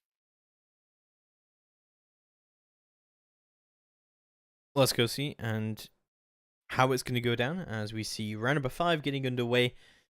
And we'll see if another ventilation room workshop defense. What do you think about this defense last time? I don't think they really held above that. I mean, they kind of held above, but the attack didn't really go that way. Maybe this time the attack can go that way. If they do, I don't know how M&M's gonna hold up, but it's not hard to hold. I mean, if you have a castle like they do, if they have, you know, Ella, which they do, they can hold it up very easily by castling an Ella offing or Ella mines at each door. It's really easy to hold because you know when they come in. so you know which direction they're coming, and you can just aim and shoot. Just aim and shoot. Great analysis there coming out from Blue. As we move through into round number 5 and see how the action phase is going to go down. Finally seeing the line coming up from Diversity, so not messing around anymore. Attackers have recovered their defuse. Just stand still. Locate a bomb. I mean, it's just that easy. Yeah, already seeing the line charges coming out as well, as he will manage to open up onto CC door.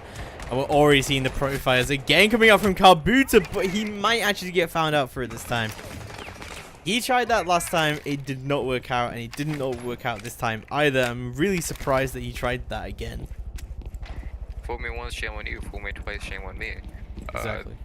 Diversity was not going to get fooled this time.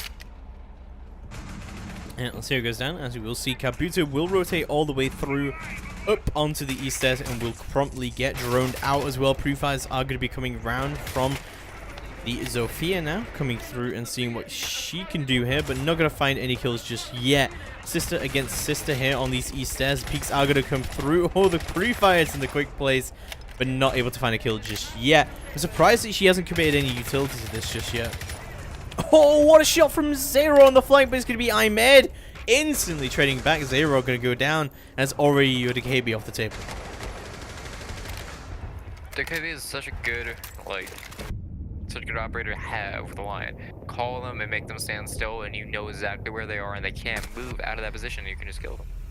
Yeah, Soulseeker is going to push all the way up using those LMIs to detect when that line would push in. And no refrags coming out from Diversity just yet. This is not looking good for them at all, 4v3 situation. M&M knows what they're doing with the push, and they're consolidating with their push. It's hard to counter when somebody consolidates, pushes well, and has better aim than you. Definitely Venom. I'm going to be pushing up all the way into the archives. The Legion Mine, however, is going to go out and signal exactly where he is. Just good. Takes it down with the headshot. Easily as that. But Ripro easily able there to refrag it right on back. But it is going to be 2v3, no matter how many refrags that you do indeed have. Soulseeker going to be alone, however, up into this Armory Lockers area. Not able to find a kill just yet, but does still have a decent amount of control. Is going to go for those pre-fires, just to make sure he can open up a little bit. And Cracksan's not going to be able to rotate for him through the Armory desk. It's 40 seconds left to go on the table. 40 seconds is not a lot of time to push, and I do think M&M definitely have the advantage. They have the health advantage. It's a 3v2. Ooh. But just sharp aim. Yeah, Thermite easily going to be able to take off I'm Ed off the table and turn it into a 2v2. So looking much better for Diversity here as the utility will start to go down. Rippo just drops the hatch without even looking at anything and will go for a plant promptly here. Looks like he's going to try and bait out, but Crackson is going to peek it and take him down. And Zofia will manage to recover the diffuser, but Crackson again going for his pre-fire. Soulseeker pushes through from the other side, takes him down. M&M Gaming take round number 5. Correct. M&M Gaming is just winning their fights, and they know what they're doing. Every time Diversity does something, and M&M counters it. They do these mid-round adjustments, like we saw that they're trying to push from CCTV. They saw that wasn't going to work very well. They switched where they're going. Yeah, there's a little bit of too much individual pushing coming out from Diversity. I can kind of see what they're doing. They're pushing in from opposite angles and trying to choke out the defenders, but it's mistimed by just a few seconds. We commented on that before. Diversity really needs to get their timing on point. It's hard to get your timing on a point when it's a 3-minute round and you don't know where the attackers are. That's where you need the information. And if you don't have much information, you can't time it very well. And I think that's really what's hurting them in the end. Definitely. So we are going to see M&M Gaming going to be swapping through onto the attack now. As Armory Locker's defense is going to be the first defense coming out from Diversity. And as we mentioned last map as well, it's kind of a reset of the momentum. Yeah. Also, we've seen in the last game too that these guys are very defensive heavy. Every time one team goes on defense, they start winning the rounds. M&M just won 4 defensive rounds. Let's see what M&M can do, or I mean not M&M, Diversity need to do in response. Definitely. Let's see how it goes out as we see all the setup coming through. And I don't know really. I'm not sure. I know that on coastline we saw it being very, very defense heavy, and Diversity took the first two defenses very, very well. But I don't know about Border, honestly. I think that M&M Gaming, that this is very much their map. They seem very, very comfortable with it. And, well, I mean, I guess we'll see. However, this lineup screams to me an archive stick. It screams to me a fast archive stick too. That blitz speeds every attack up that fast. So let's see how they use it. Well, it's going to be Legion already taking Soul Seeker off the table. That's going to be the Zofia going down so early on. A huge utility pick coming out. And wow, what a peak coming out. But it's going to be just good, easily able to try and trade it back with the pistol. Takes down Zero. And that's going to be also the Jaeger off the table. So not a huge utility pick, but definitely a huge utility pick coming out from the defenders. From the attackers, sorry. Yeah. Ooh, nice Nitrocell from the Pulse. Yeah, great Nitrocell indeed from the Pulse is going to take the Ash off the table. So a couple of pretty good attackers going down already. Let's see if the defenders manage to hold on as Rip Pro's actually going to peek out the Capitao. How do you lose the fight? Kabuta takes him down. Grexing gets a kill onto Legion. And it's going to be a 2v3. Not looking too good for the defenders now. But they do still have the Maestro on the table.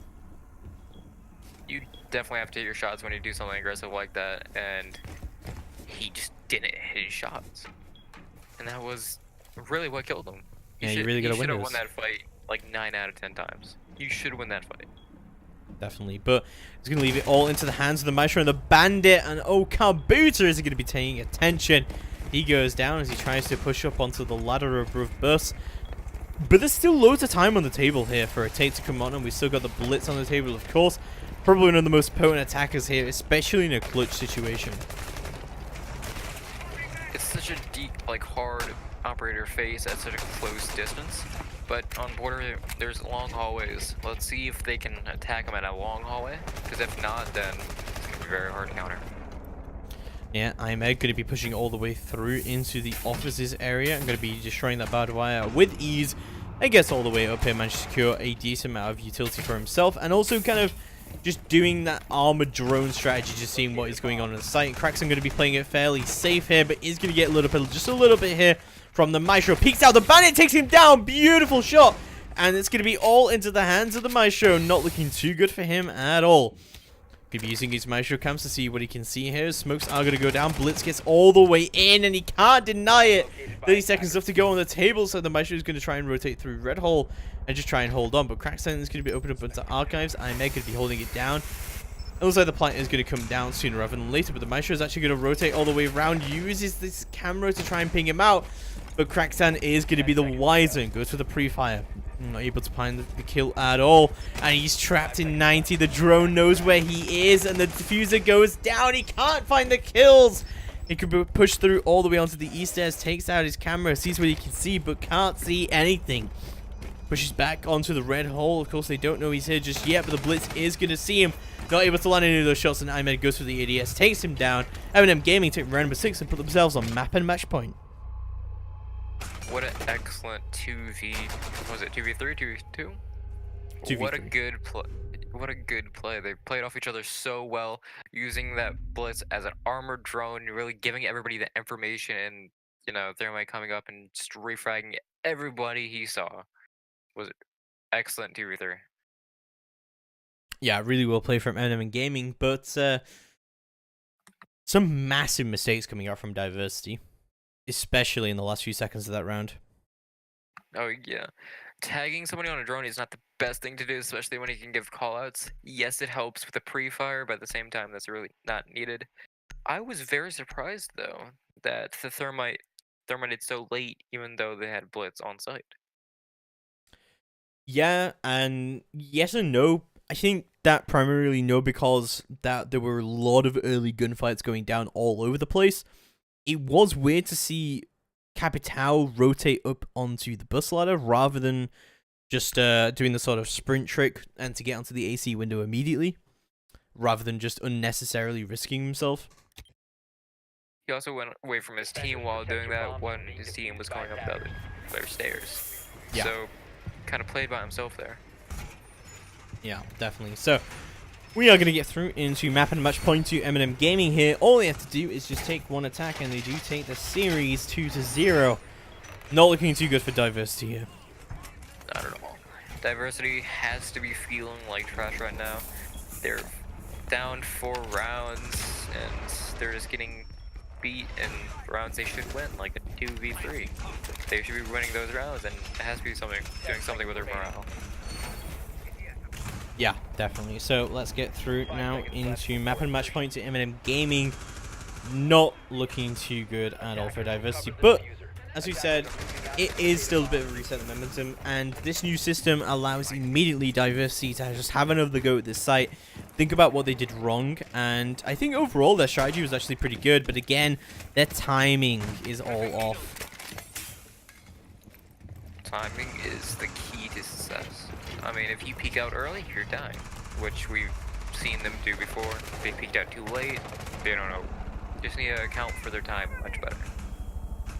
Yeah, we are going to see quite nice little vertical angles being held here by the Jaegers. Phenom going to be playing very close to the armory wall here.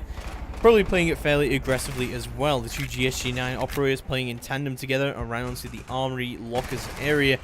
As drones are going to come out from below, but it's going to be Zainor who is going to get droned out very shortly here. As Cabooses switch drones just come all the way in, gets shot out. That's going to signal that the Vigil is indeed roaming downstairs. But it does take a couple of drones off the table and could probably deny a lot of intel here and waste a lot of time here. They know the Vigil's there and they have to do something about him, or else he's gonna flank and kill them. But they seem not very worried about it.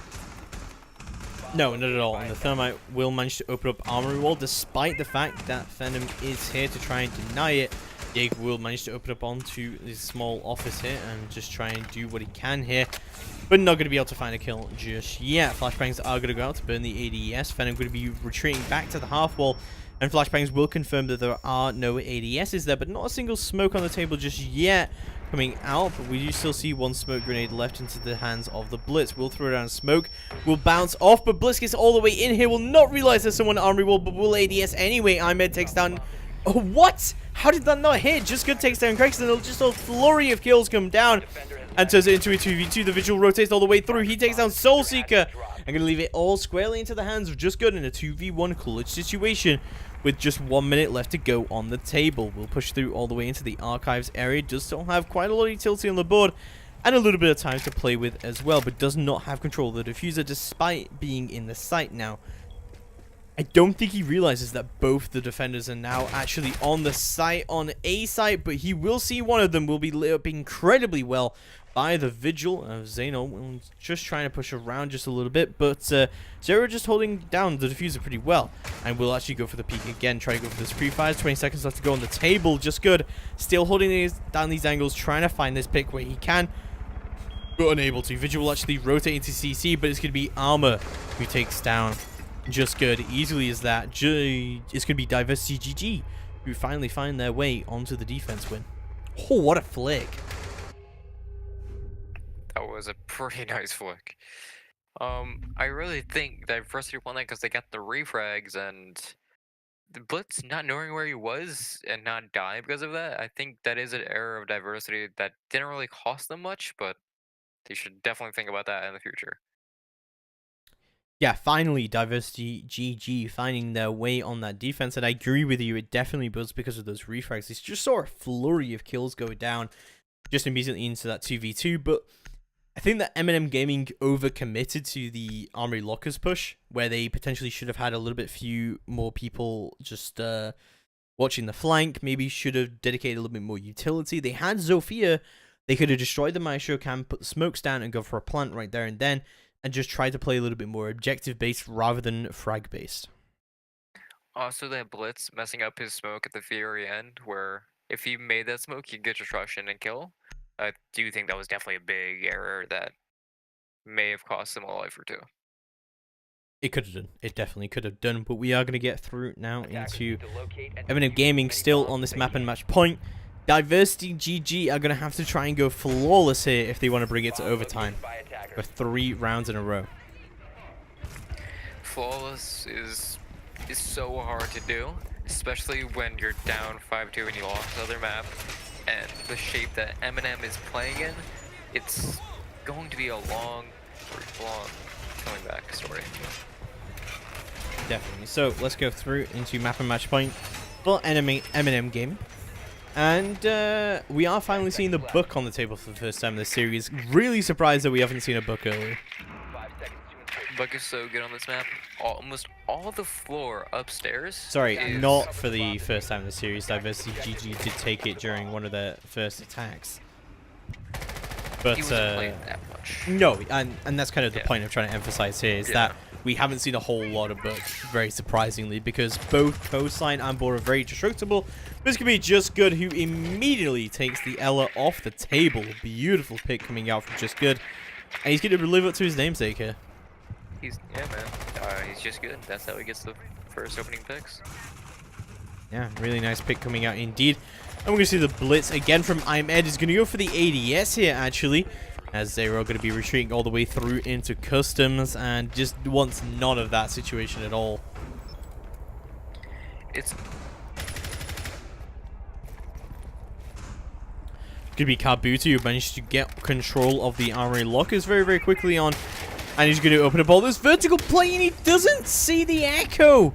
Oh no, what a terrible play coming out from Kabuto there. Just managed to open up a little bit more of this vertical play and sees exactly what is going on. But we still have the pulse downstairs. He does have that nitro in his back pocket, so he could easily deny what is going on here.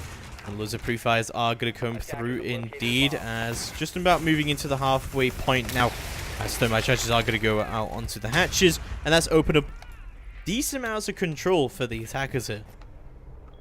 even though Campo didn't get a single pick because of it, he's still pushing the defenders into a position they don't want to be in. Oh, it's going to be Venom who rotates all the way up. He takes Just Good off the table, instantly traded back by Kabuto with a double kill. And it's going to be a 2v4, not looking too good as, oh no, it's going to be a 1v4. Soulseeker takes Ripper off the table. That's going to be all into Zero. If he can't win this, they lose the game, and yet he will not able to win those. Soulseeker takes him down with a headshot. And it's going to be GG well played. Eminem Gaming take the series 2-0. Eminem just won their gunfights, and that's, I think, exactly why they won the match. If you win your gunfights almost every single round, you're gonna win those rounds. And if you miss simple shots like we've seen Diversity miss, then it's hard to make any comeback. Definitely. Anyway, we're going to take a little bit of a break here before we move on to our next game. So stick around for that, and we'll be right back.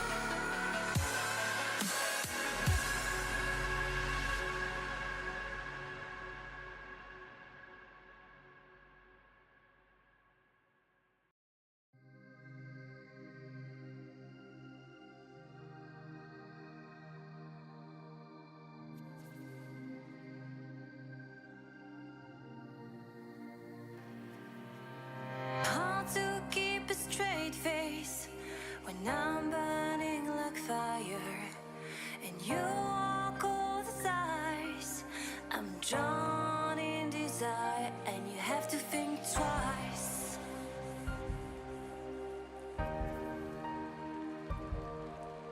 It's hard to keep smiling when I try to set things straight. You don't even listen. I'm just getting late, like you're on a mission.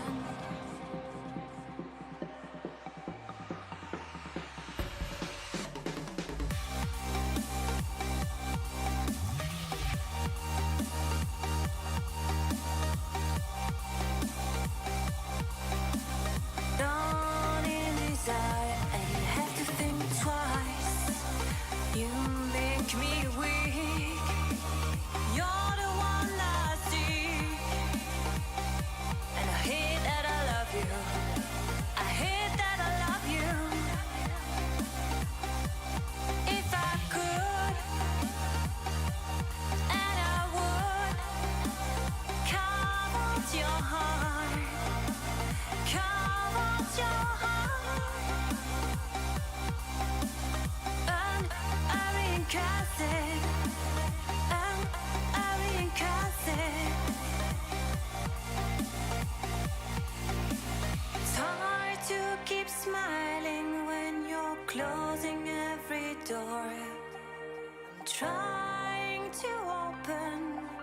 I tell you love you more, and you say it's broken.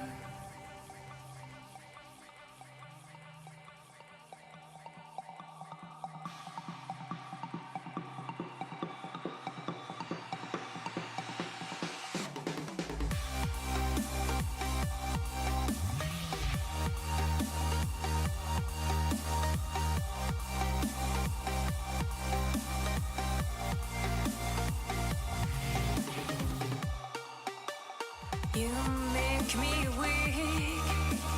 You're the one I seek, and I hate that I love you. I hate that I love you. If I could, and I would, carve out your heart, carve out your heart, and I reincarnate it, and I reincarnate it. It's hard to keep smiling when you're closing every door. I'm trying to open. I tell you love you more, and you say it's broken.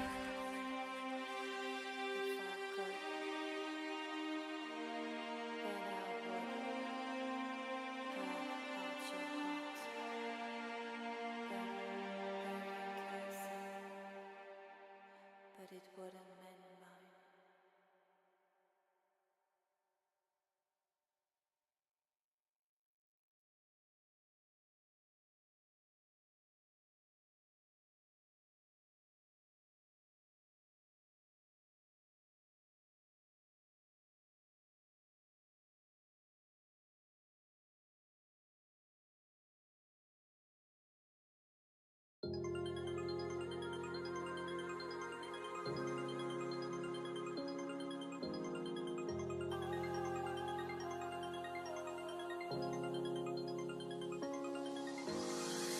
You make me feel like home. You turn around, I feel the breeze over me. You watch your dreams unfold. Let it come around and let it breathe over me. It's time to go away into the light. I feel the calming energy.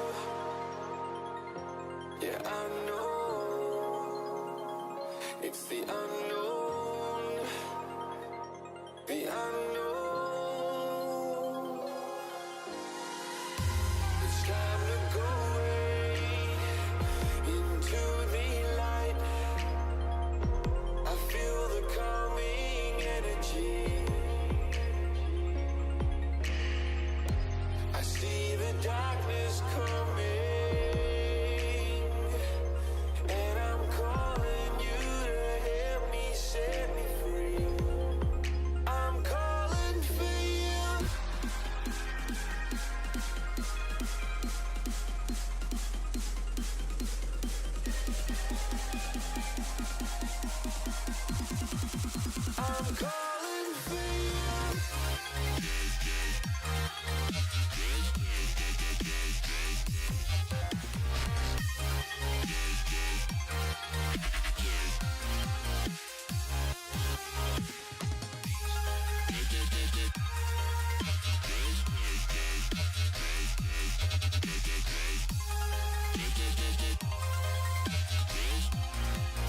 I'm calling for you.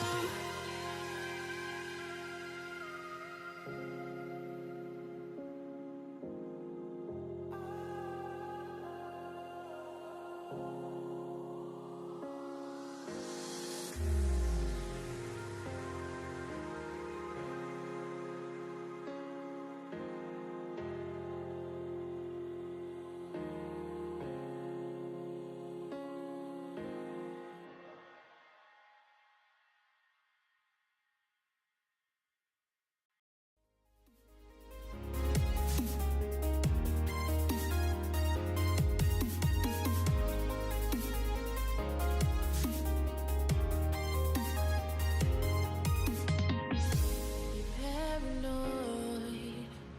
You claim this love that you never started. You once destroyed a broken heart that was already shattered. Holding on to what we have, you take us to the edge and back. Holding on to what we have, you take us to the edge and back.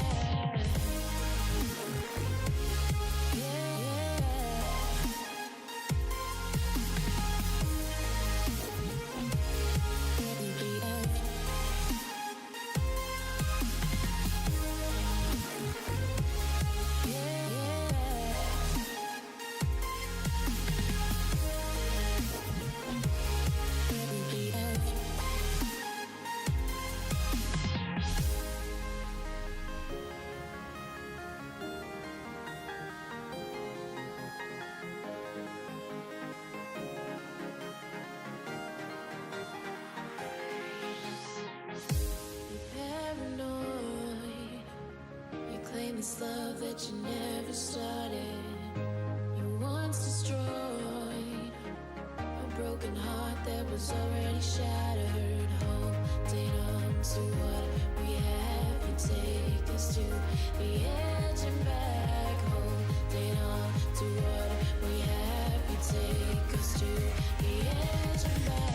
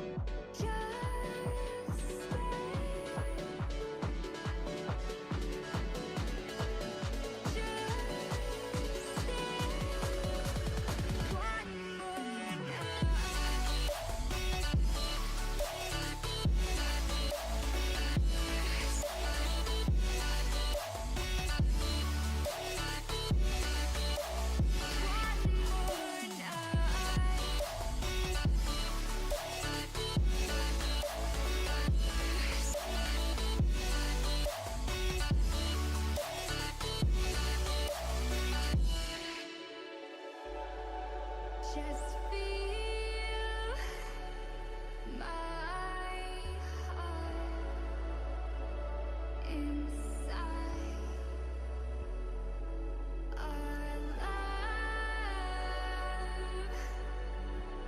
can grow so bright.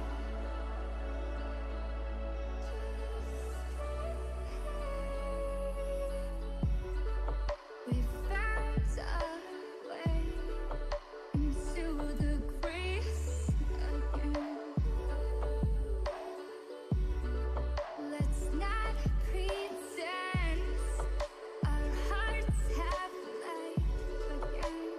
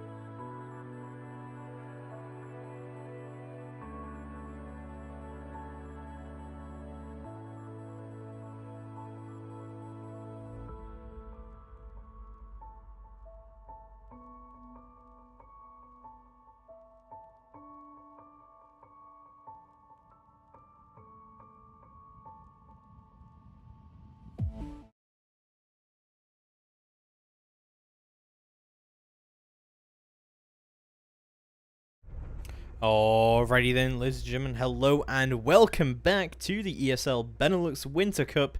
This will be the group stage, and this is Playday number 1. I'm your host, Akasa, James Sterner Parkinson, and joining me once again is the beautiful Blue. Hello. So we're going to get into OG Squad versus Trust Gaming, and the first map of our best of 3 series is again Coastline. Coastline is a map that we've seen being played even in the last match. Let's see how much variant there is to being played. And there's already the first variant coming out. We're going to see the Lion ban coming out first of all. Kind of a surprising ban, but not too out there. I mean, Lion's a pretty good ban on pretty much whatever map you want to play against him on. We did see a little bit of Lion being used in the previous series. And obviously we're not going to see it at all this series, I don't think. I think that teams that ban Lion tend to ban Lion across pretty much all of their maps. So we're going to see OG Squad are going to be coming out with their first ban. I would expect potentially a DKB. No, it's Thermite. That is an interesting ban indeed. Thermite ban going to be coming out. I'm going to see the first defense ban coming out from OG Squad. I would expect the mirror here. I mean, we saw it last game as well. The first ban for the attackers was mirror. Mirror is very, very powerful here, but we're actually going to see the Clash getting banned out here. Also, a popular ban last game as well. So, yeah, as you said, Clash is pretty popular ban-wise overall.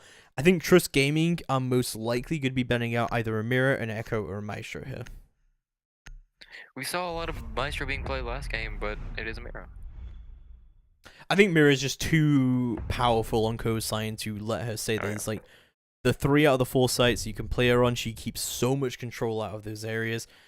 And yeah, no surprises at all coming out there from Trust Gaming and OG Squad to bring it in. Let's see how they move through onto a kitchen service entrance defense, which is exactly what I was expecting from a defense that has no mirror. This kind of, as we did talk about this a little bit last game as well, right? Where kitchen service entrance is one of those areas we don't exactly need a mirror to keep control. It is nice to have that mirror to keep control of the service entrance door, but it's not necessary. And also there's a bit of that vertical play that can be used against you, which is probably why we're seeing a smoke coming out here from Trust Gaming. But we're also going to see Snuff swapping through from the bandit onto the castle. And we're going to see Dildosaur going to be pushing from the IQ onto the Glass, which we also saw a lot on our last Coastline as well. So no surprises there from these lineups. However, no Thermite is going to be interesting when we come through onto those upstairs attacks, I think. Yeah. No matter what you're going to open up with Thermite or Habana compared to Thermite, it's going to be much smaller, easier to counter in my mind because it's a smaller area. And let's really see how OG handles it. So, just as a bit of background knowledge for you guys who might be a little bit new to Benelux. Of course, we definitely are. It's the first time I've ever casted a Benelux game before. Trust Gaming are the previous winners of the Benelux summer season. They came first place at the LAN event, of course. And OG Squad are a very new team to Benelux. They just qualified through our qualifiers. So yeah, should be interesting to see. I think Trust Gaming are definitely the favorites here, right? So it's going to be a bit of an uphill battle for OG Squad to try and prove themselves in their first match. This is an aggressive spawn peek by Castle, though. Not most people predict this. Yeah, Snuff playing pretty aggressively here so far, but no one is going to spawn there at all. So he's not going to be able to find any sort of entry here. But it looks like most of OG Squad are going to be pushing through from this west side instead. And just going for this west main take. I mean, you normally see this coming out from attackers. They push through into Blue Bar, push through into Sunrise, and get complete control of this area. We see a lot of utility going down here, rather. Castle barricades and reinforcements going down to deny those angles. The Glass on the opposite side, though, is really helpful to counter it, though. As you can see, he's just opening up holes in the castle, looking down at the stairs, really countering this play real good. Yeah, and just the first minute into the round here, we see plenty of control coming out here from OG Squad, but no kills going down just yet. It's going to be Quadzy who is on the roam here on the Jaeger and just trying to deny any sort of entry into Aquarium, but it's going to be Deweed who does manage to hold down onto Luggage Hallway, expecting some sort of rotate coming out here. as he's waiting for the rest of his teammates to push through below him and get all the way through. Dewey is actually going to peek it out. Quadzy not going to take any hits just yet. Looks like he's going to get all the way out there. How does he get away with that? He gets away barely with his life all the way back into Penthouse and supports Deepek on the Legion. Pushes all the way through. And Deepek takes out a Nauro on the Ying. A beautiful pick coming out from Deepek there. As Glass does his work and does destroy this castle barricade, getting all the way in. What an amazing play by the Jaeger and Legion combining forces and really taking down that one player. Jaeger almost got a pre-fire through the wall on that guy, so that probably means he knows there's going to be somebody over there. Yeah, definitely. Flashbangs are going to go out onto White Stairs, making sure no one can push up against Phantomia here. He will hop over into the courtyard and push all the way down, using this Habana to their advantage. As Zofia charges are going to go out all the way into the kitchen service entrance, but oh, he gets all the way in. Snuff punishes him for it. Immediately gets traded out by Robbie. The Glass will take down Quadzy and turn it into a 3v3, and looks like the plant will start going down. Leonski goes down, however, and Deepek will push through onto the courtyard. Aviachi pushes all the way through the smoke, but goes down. And it's going to be all into the hands of Deepek here. Takes down one, takes down two. That's a double kill for Deepek. And can he deny the plant from Robbie? He cannot just yet.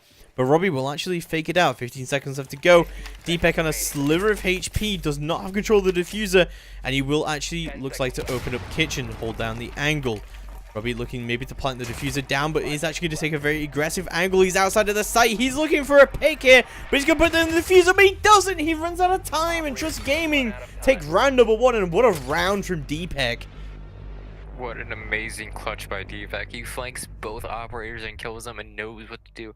He wastes all the time of Zofia making sure she doesn't think this plan is safe, winning him the round. An amazing play. An amazing play indeed. Let's go through into round number 2, and I really thought OG Squad had that 3v1, but it really goes to show if Deepek is still on the table, Trust Gaming can still take the round very easily. They set up pretty well, it's just they didn't account for Legion coming up behind them. Maybe that was a misplay by them not putting a drone, or not having the information, or having somebody to look behind. They had some great entry kills and did manage to take control of the site, but bit of a misplay coming out from Robbie there at the end in that 1v1, unable to clutch it out and unable to put down the fuser. Will move us swiftly into round number 2, which is going to see a Penthouse Theater defense coming out from Trust Gaming. What do you think about this defense without a mirror? This is more of a, we've seen this last match, this is more standard places to hold. You don't, it's really helpful to have a mirror on the site, but if you open up the correct holes, you know, play it the correct way, use your information, you can hold it without a mirror pretty easy. Yeah, could do indeed. Let's move through into round number 2 and see how it's going to go down. But I do like the usage of Ying here still from OG Squad. I know it wasn't too successful last time, but I think that on this particular site, it can be very, very successful, especially without a mirror here. If you burn the ADSs in 30, you can really get all the way into the site. Yeah, smoking somebody where they can't see you so they don't know if you pushed in or not. It's a great tool to have. Yeah, and I think we are going to see a fairly similar push to what we saw from the attackers last time, where they try and get control of this west side area with all those pre-placed drone around into the hooker lounge area. But we are seeing castle barricades go down, and it looks like a lot of utility being dedicated from Trust Gaming to try and hold on to this area. Obviously, Trust Gaming did their homework and they know that OG like going through the west main, or not west main, west side. Yeah, and you know, this is good adaptation strategy coming out from Trust Gaming here. And is that a suppressor? It is a suppressor from Leonski. You don't often see Maestro with suppressor because the recoil on him is pretty good, or I mean, pretty heavy. So adding a suppressor to that makes it even more heavy. I've heard that recently the suppressor doesn't actually affect the recoil; it only affects the damage output of the weapon. I guess yeah. If that is the case, then damage output with Maestro gun is not really needed since there's so many bullets in that bag. Yeah, definitely. But we're going to get through now into 1 minute into the round. I'm not seeing too much action coming out from OG Squad just yet. It looks like they are going to stack up. Oh, and he goes down. Dylan Tissot going to be taking down Quadzy easily. Is that using the glass? Takes the Jaeger off the table already. It looks like impact nades are going to go out. Drones are going to come out. Robbie takes his position, but Aviachi easily able to take him down with the SMG-11. Takes his head off, and smokes are going to go out into the bathroom. Not looking too good here for the Habana with the diffuser in hand, of course, and just... It's just all not being good positioning here from OG Squad, honestly. Yeah, OG Squad is just getting out-countered, out-positioned, and Trust Game is really abusing the fact they have better positioning on them. Yeah, flashbangs are going to go out to make sure there's no ADS. It moves all the way into the site, and Snuff just punishes him for that over-aggression. And he's got the ADS next to him as well. Ying's charges are going to go out. Those Candelas are going to start doing works. Capital bolts go down. ADSs will get burned. The Snuff unable to snuff out the life of the Glass. But oh my god! Glass with a double kill, unable to get peeked out by Aviachi here. As he will be just lying down, prone on the corner. The smokes are going to go out. Oh, he pushes through the smoke. Takes down the Glass. Going to lead Capital in a 1v1, but unable to clutch it out. Leonsky takes him down. And round number 2 goes squarely into the hands of Trust Gaming. That was such a close round. It just came down to Trust Gaming's positioning being better than OG. That play by Smoke, killing that one guy on the window, and then proceeding to down the Glass is big. That really, I think, what saved them in that round. Definitely. So we are to go through into round number 3 and see exactly how it's going out for Trust Gaming, who so far have proven flawless on these defenses so far. And not many kills coming out from OG Squad right now. Each and every round, though, you have to admit, is going pretty close. We saw one round, Trust Gaming had to win a 1v3, and at that round, it was a 1v1. So, each round is getting close. Congrats to OG for making it that close. There's not a lot of trades coming out from OG Squad, though. And No. I think that a lot of the situations in where it is coming close is that they're getting picks, but they're not necessarily that high of an impact pick. Like, we still got Smoke on the table, we still have Maestro on the table, so late into the round. Like, yes, they are picks and they're doing well to even the scoreboard out, but not everyone here is getting traded. So, Trust Gaming is also doing a very good job of trading back each kill that OG get, and trades are what wins you rounds in most cases. Little bit of trivia here for you. I met Snuff at the Paris Major, and he has glorious hair. Ooh, amazing. So he might actually be doing well for him here. This might be while he's got those 2 kills. Having amazing hair is definitely a good advantage in having in any game, even in Definitely. life. Definitely. So, He's a beautiful man for sure. But we're going to get through into round number 3, and we're going to see a Billiards defense coming out from Trust Gaming. Let's see exactly how they are going to take this, and I already like this from Snuff. He's going to run all the way outside and put that Valkyrie camera down outside of Ruins. that camera is able to give you so much information from the outside. Yeah, sorry. OG Squad does have an IQ though, which they may be able to see the camera, but if they don't, that is a great value to Trust Gaming. Yeah. I mean, the fact that IQ has spawned on the complete opposite side of the map as well means that it's likely that they're not going to spot out this camera at all.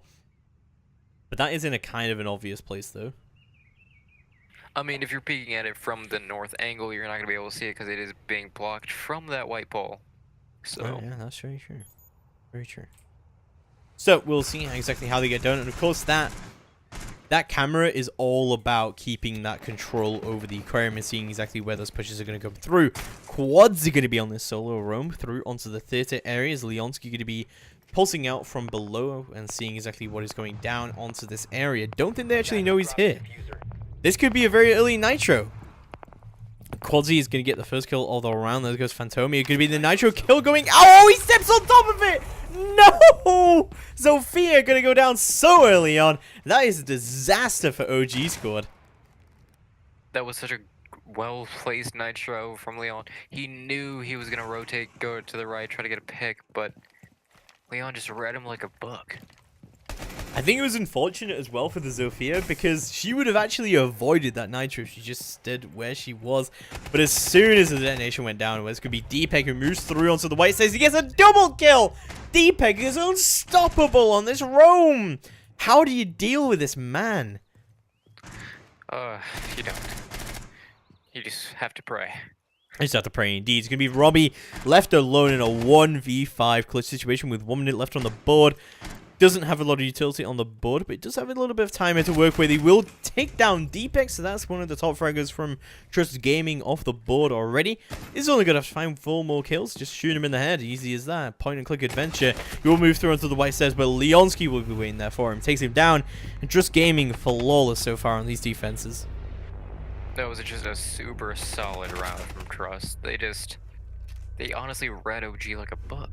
They predicted everything OG was going to do, and OG didn't realize. Yeah, I think that your OG squad, again, they're showing inflexibility in their tactics, though, and that they're pushing pretty much the exact same way every single time. They're pushing from the opposite side. They're getting outflanked. They don't have a great amount of roam control or roam clear, and it's just not going well. Agreed. If you can't clear out the roam, it's going to be harder in the late game because you're always going to have to be worried about flanking. So you're going to have to put somebody, have some information you could be using to clear sight and push out the holders of sight, but you got to worry about the roamers. Definitely. So let's go through into round number 4 and see exactly how it is going to go down. As it's going to be Trust Gaming moving back onto this kitchen surface entrance defense, which is actually the closest that OG squad got to a victory here on the attack, and it did turn into a 3v1, but as long as Deepek is still on the table, Trust Gaming can still take the victory home. Let's see how they adapt, though. Because if a team can adapt well to this round, it will really bode well for whoever adapts in this round. True. I mean, Trust Gaming are looking pretty unstoppable right now, and we did see that during the previous coastline match that we had just a little bit earlier, that it was very, very defender-sided, especially for the first half. Yes. So if this may be something that is with the map, but I think that this is just Trust Gaming showing us their skill. It's going to be very hard for OG Squad to get back into this game if Trust Gaming plays like this throughout the entire game. Yeah, definitely. Interestingly, Snuff is actually going to be playing onto the Jaeger this time rather than the castle, and Quadsy's going to be taking his position on the castle this time. So a little bit of a role swap there, although it might suggest that Trust Gaming, rather than sticking to just these exact roles, that the IGL just calls out exactly what they need, and people just take those operators as they hear them.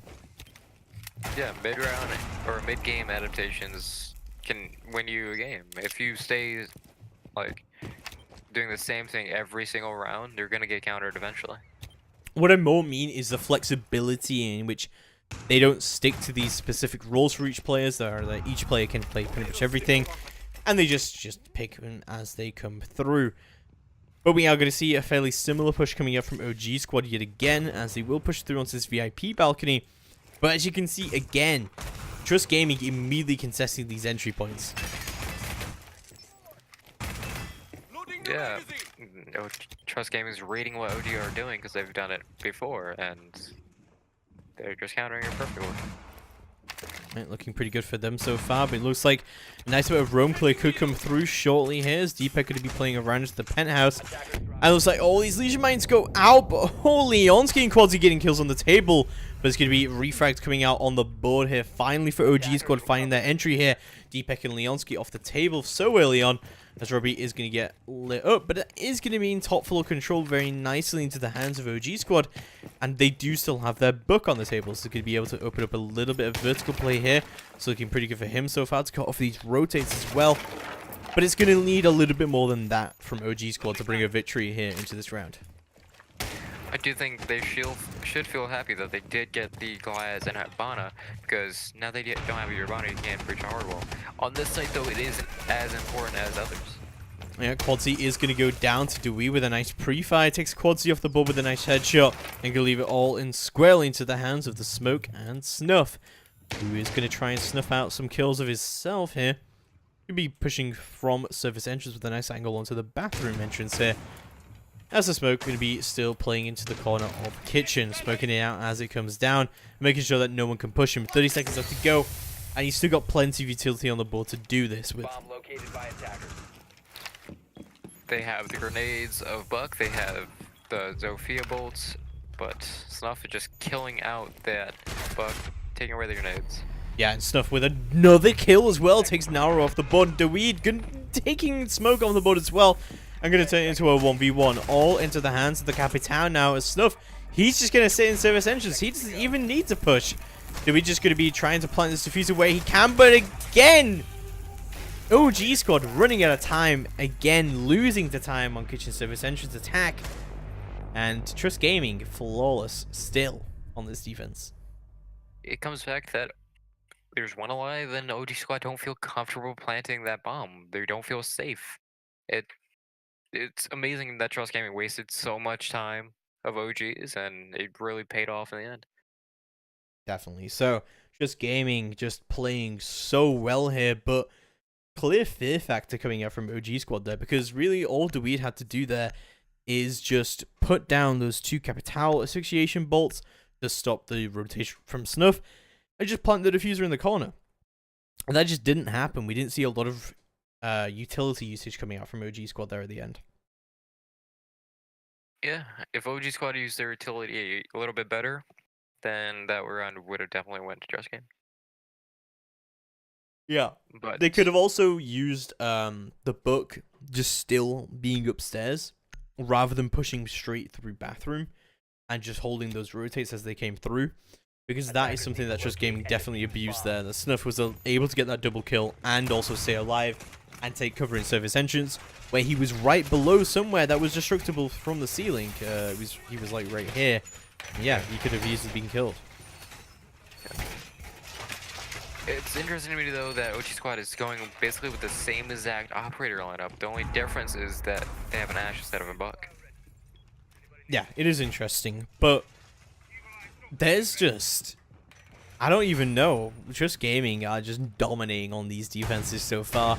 I think there needs to be a little bit better roam clear from OG squad, and definitely better utility usage, definitely when it comes down to those late round pushes to try and get the diffuser down. I think Quantity's actually going to go for a run out here. No, he's just looking for those drones. Yeah. This is definitely in the hands of Trust Gaming. They're feeling confident. They're really showing why they won last season. Oh yeah, definitely. So, you're going to see reinforcements go down on this roam game here as well. And yet again, just meeting exactly where the entrance is coming from OG squad. Yeah. When OG needs to change something up, or else they're just going to keep dying and losing rounds.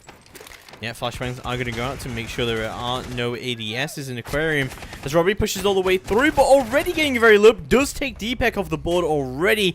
The top fragger from Trust Gaming going down already. As Nara pushes all the way in, but it's going to be Snuff who goes and gets the kill onto Robbie Ash already off the board. But Nara easily able to refrag it, as it could be the Glaz taking Leonsky off the board. So some great early kills coming out from OG squad and a great roam clear.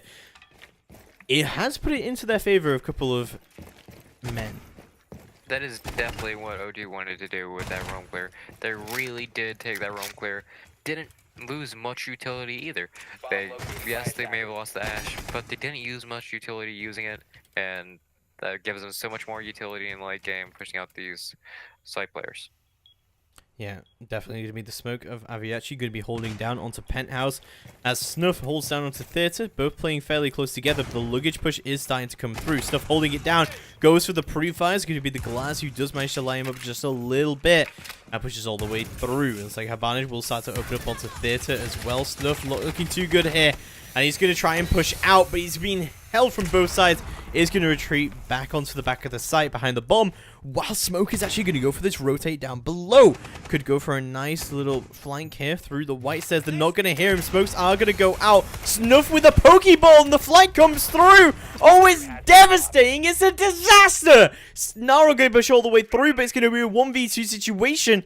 And 45 seconds left to go on the clock. Trust Gaming looking pretty good here to hold on to this. Smoke is going to be very lit up already, but Nauro going to be on full health still, and the whole site is just going to get smoked out. Nauro not looking too good to try and take this. Is going to be Larry little bit. He takes the smoke off the board, going to turn it into a 1v1, and he does manage to recover the control of the diffuser. But Snuff is actually going to rotate all the way through. The diffuser is going to start to be planted. 20 seconds left to go. He's going to have to deny the plant, and the fear factor is coming through yet again. Now we're going to have to try and confirm the kill, or just stick the plant. It looks like he is going to try and do that. He pushes all the way back onto the different site here, and he's going to try and plant the diffuser down there instead. Snuff rotates all the way back through onto the theater, and he's definitely tapping away at those keys desperately. He goes for the plant, the diffuser gets the pistol. Pistol whip comes out. Nauro takes down Snuff, and finally OG Squad on the board with their first attack win.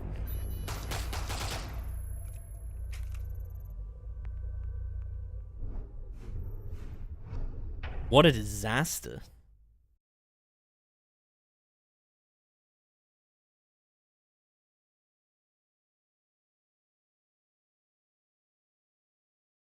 So, very, very close round indeed coming out from OG Squad and Trust Gaming there, but OG Squad finally able to be on the board with their first win, so at least it won't be a 6-0.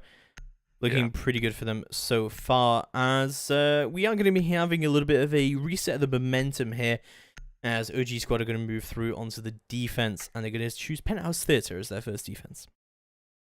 That roam clear was amazing, but at the very end, that smoke coming up and destroying their team, you can't do much against that unless you have somebody watching it. But at the same time, who would expect a smoke to drop down hatch and come up flank them? That is an amazing play by Trust, even though they lost a round. Yeah, really great flank coming through indeed. But OG Squad are going to be remaining victorious for that particular round, but Trust Gaming still in a great position to take the map. Being at a 4-1 advantage is definitely helpful, especially when you're playing at such a level like this. If hopefully OG can change more than they changed in the offense, because if they do, they have a strong chance of winning. Definitely. So let's go through into round number 6. It's going to be the first attack coming out from Trust Gaming. I'm expecting them to be pretty aggressive with this attack, looking at their lineup. Yeah, it's very. Most of their operators have low armor, but are very fast. The most armor they have is 2 armor, and that means they can move pretty fast. Knowing, like, the way Trust is playing right now, they're playing kind of aggressive, and they're out-dueling, out-aiming OG. So I think since they're so confident because they're up 4-1, they will hit it with a confidence and do pushes that most teams wouldn't. Yeah, I think also that Leonski's just going to try and get very, very quickly into the surface entrance and just trying to open up some vertical play. Something that we haven't seen from either team yet. And also during the last round, the last game, as well. We didn't see Buck doing any vertical play from below at all. No. It's... Hopefully Leon uses that Buck well and opens up some holes. Yeah, Snuff having already got all the way up to the white stairs, takes Nauro out on 90. What was that pre-fire? Wow, beautiful pre-fire coming out from Snuff there, and takes the head clean off of Jaeger. Great opening kill from Snuff. That was pure... What is happening? What? Deepek with the pre-fire through the barricade, takes the head clean off of the castle as well, and it's all headshots all around for Trust Gaming right now. What a shot coming out from Deepek. These pre-fires coming out from Trust Gaming, there's no way to counter them. They're just hitting amazing pre-fires. Yeah, it's going to be Robbie, however, who does manage to find the first kill on the board from OG Squad, taking Snuff off the table before he didn't manage to do too much damage with that Maverick. But they are still one operator down, and they have used a decent amount of their utility as well. This looks like VIP control is squarely into the hands of Trust Gaming here. Leonski going to rotate all the way through onto the north side instead. And lots of drones coming out from Trust Gaming to try and secure exactly what is going on to the site. He's actually going to be pushing up and destroys the barbed wire, but you can hear the Echo drone around here somewhere as he pushes through into Hall of Fame. Flashbangs are going to come out, but it's going to be burning the ADS here. You're going to see it going on. But Quads are going to get the entry kill there as Robbie comes through for this flank. Could be devastating on VIP. Does see one, takes out Aviachi, but instantly traded by Quadzy. And yeah, beautiful picks coming out from Trust Gaming here. And you just can't fool this man, Deepek. if Trust Gaming did not get those opening pre-fires, I don't know if they would have won the round. Those were some amazing pickups that they got, which, wow, I don't know how to react to that. Just great drone work, great intel work coming out from Just Gaming, and a great execute coming through, just hounding on all of the mistakes made in terms of positioning from OG Squad. No one was watching those white stairs. There was no barbed wire on those white stairs that allowed Snuff to rotate all the way up and get a devastating first entry kill coming out from him. Just Gaming put themselves on map point here as we go through, and only need one of these rounds to take the series. To not take the series, sorry, they take the first map, need to win another map if they want to take the series. If you give Trust Gaming an inch, they're gonna take a mile. It looks like. Yeah, definitely. We're going to see another Penthouse Theater defense, however, coming out from OG Squad, and I think there's still potential here, and Robbie had a pretty good flank coming through onto VIP. It was just annoying that he didn't manage to do more with it. I think that rather than going for the planter, he could have gone for the Capitao while he was putting down his utility, and then gone for the planter as well. Maybe just the sort of split-second last decisions there, but yeah, not looking too good for OG Squad. No, not at all. But they're definitely showing some. They're able to do it. They're definitely showing they're able to do it. It's just they need a few more things, change a few things, and make a little bit less of a mistake, and they win the round. Yeah, definitely. So let's see how it does go down. As we see Trust Gaming put themselves on map point here as we move into the action phase. Round up at 7. And they're looking to really tie this up quite nicely. But Penthouse Theater is still being dedicated to OG Squad here. I don't know. What did you think about this defense? What do OG Squad have to do better here? Not get pre-fired. Honestly, I do think that round they did make a few mistakes. They were a little bit aggressive when they shouldn't have, and when they were aggressive, it was a little bit lackluster. Now, if they can, this again, Robbie already hears him though, so. Yeah, Robbie getting pushing onto the blue bar, waiting for this Maverick of Snuff to try and rotate. And Robbie, he's ready for it. He knows that Snuff is right there, but he does not choose to contest it just yet. But going to be opening up from, Sledge going to be opening up from above. Leonski trying to see what he can do as he goes for those pre-fires. And Snuff does take control of the blue bar. And he catches the banner on the rotate, but no, he doesn't. How does Robbie get away with that? Constantly getting droned out as well. He's just going to have to give up so much control. These drones are chasing him around the map, and they know Trust Gaming know where he is, so there's gonna be way easier to push him because they know where he is. Yeah, Deepak on the Capital, going to push all the way up. He takes down Naru, won't be able to pay attention to what's going on there, and that's devastating. But Robbie easily able to trade right on back. There goes the Maverick of Snuff so early on as we push through into the second half of the round. But Robbie not in a great position now because he doesn't have the ability to get traded out if he does go down here, and he's slowly getting pinched out. But he also has the opportunity to delay a lot of time and potentially take yet another operator with him. There's still a lot of utility left on the board from Trust Gaming, but no, unable to do that. Deepak easily able to find that headshot onto Robbie, takes him down, turns it into a 3v4, and that's all the nitros off the table now from OG Squad. A good roam clear from Trust Gaming. Yes, they did waste a little bit of time, but they definitely clearing the roam at least with a minute in is pretty good. That gives you a minute to push site, a minute to take control without having really get flanked. So let's hope they keep up their drone game, knowing where each operator is. It's going to be very beneficial. Alright, don't forget, we do still have these hatches, which the smoke could easily rotate down. We did see that from Just Gaming. Fantomia is going to get very lit up. Deepak are very aware of that situation that could happen. He's going to fire an asphyxiation bolt up it, but unable to secure a kill from it. Pushes are going to start coming through. All this utility being pushed down from Deepak as Aviashi gets the entry kill into David. And it's going to be all into the hands of the Echo and Fantomia, as he's going to be putting down some remote gas grenades, but Leonski trades him out. And it's going to be all down to the Echo, pushes all the way through the smoke. He gets a double kill, denies the plant, gets a triple kill. What just happened? All into the hands of Leonski now to try and deny it, but OG Squad to hold on for one more round.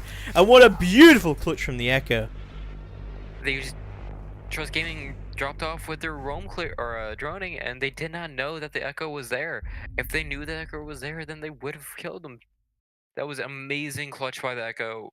Amazing skill, or show skill, killing 3 and then hopping down, making sure he doesn't get killed. Absolutely amazing indeed. OG squad just hanging on by a thread here, but hanging on indeed. They're going to have to find 3 more rounds like that if they want to bring this into overtime. Amazing clutch.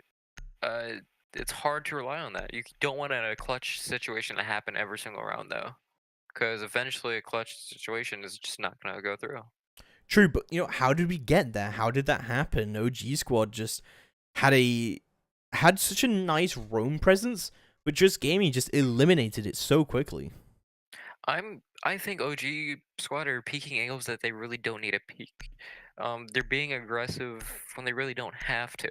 We saw this with the bandit downstairs in kitchen. Attackers need to He locate and he defuse got as one many pick. Okay, bombs as that's they good. can. Now hold that area, so they have to come to you. Because at the end of the day, they're the one trying to clear you. So why would you push at them and give them that benefit? Oh yeah, definitely. So we are going to go through into map point to Trust Gaming still. Only have to find one of these attacks if they want to take it through, but OG squad having to find 3 rounds in a row if they want to bring this into overtime. Looking unlikely, but not impossible. We've seen wilder things in Siege competitive before. Siege is a 10 wild seconds left. mistress. You can never really predict them. Definitely, 5 seconds to definitely. insert. So let's go through and we're going to see a Billy's defense coming out from OG squad. What do you think about this defense already? Looking at the lineup and looking at the setup a bit. This I would wish they would have. I mean, they do have the ACOG of Echo, but Echo and Smoke, they do similar jobs. I do think this describes that they're hoping to really stall out the attackers, maybe really block that plan. And also, I do like what they're doing with Aquarium, making sure they're holding it instead of just giving up immediately. Trying to get his bulletproof camera down. He does so successfully onto Aquarium. And yeah, there is a lot of plant denial here from the defense, but no nitros coming out. It's kind of surprising considering that they have been using them before, but we're seeing such a heavy push. Quadzi already eliminated. Wow, that was very quick. That was a very aggressive play of Quadzi going up the stairs so quickly. Only like 40 seconds in a match. Yeah, he just tried to get all the way to those cool vibe stairs, but that barbed wire immediately gave him away. And 1 minute into the run, we're already seeing kills going down. Snuff does manage to trade out Phantomi. That's a smoke already down. That is a huge pick for the attack. So much plant denial going down the drain. Definitely. So it's going to be Deepak who does manage to get onto the purple curtains here. And he's going to be just droning it all out and has this really nice angle onto the site. Echo Drone already doing its work here to try and deny any sort of push. As we still see a pretty nice bit of control coming out here from OG Squad.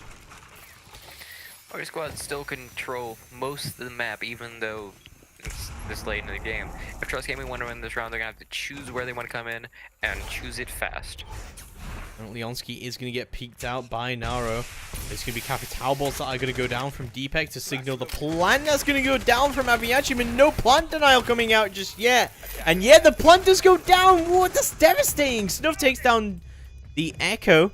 And this is looking pretty good so far for Trust Gaming to try and take this. But oh, what a shot coming out from the Jaeger. Takes down Deepak and turns it into a 2v2. Habana does move through, but it's going to be Snuff who pushes all the way into Aquarium to try and clutch this all out. And turns it into a 1v1. Takes out Robbie with a nice headshot. It's going to be all down to the Jaeger now to try and clutch this through. He does peek it through, but Snuff takes him down. Easy as that. And it's going to be a good half coming through as Trust Gaming take the first map 6-2. That round really came to just them getting that plant down. They killed the smoke off early, which denies so much denial. So, and I don't know where the Echo drone was. Normally an Echo player has a drone on each site, so something like that can't happen. But I guess Echo had his drone somewhere else. Yeah, unfortunate. Anyway, we're going to take a little bit of a break here before we come back with our second map. Stick around, we'll be right back.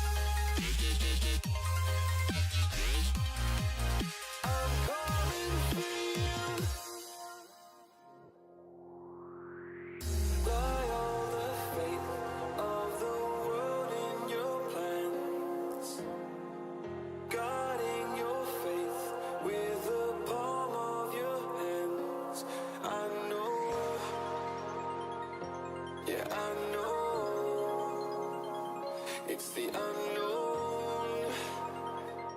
The unknown. It's time to go away into the light. I feel the calming energy. I see the darkness coming,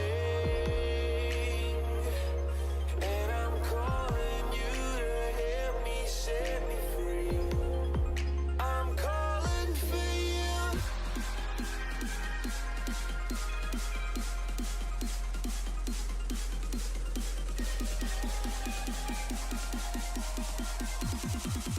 I'm calling for you.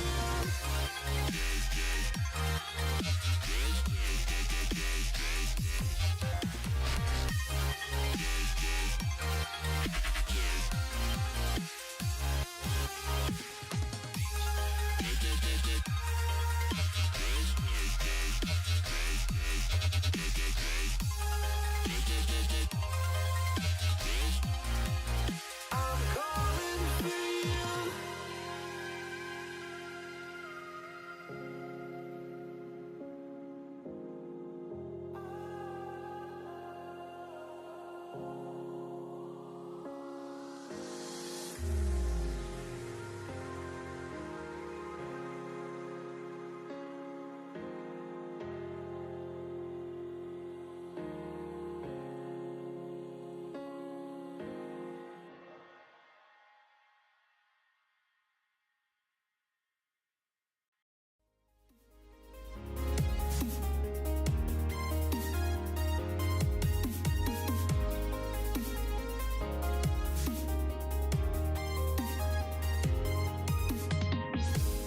Paranoid, you claim this love that you never started.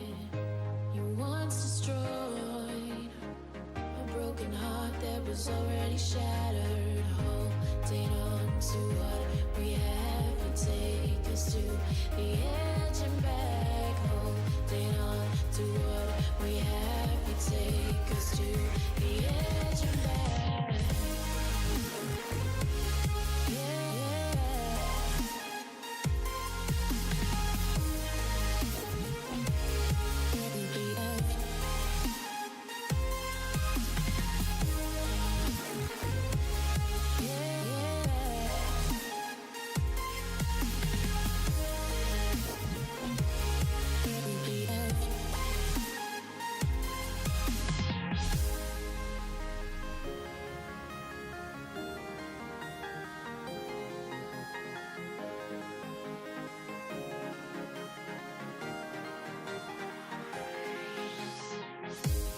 Paranoid, you claim this love that you never started.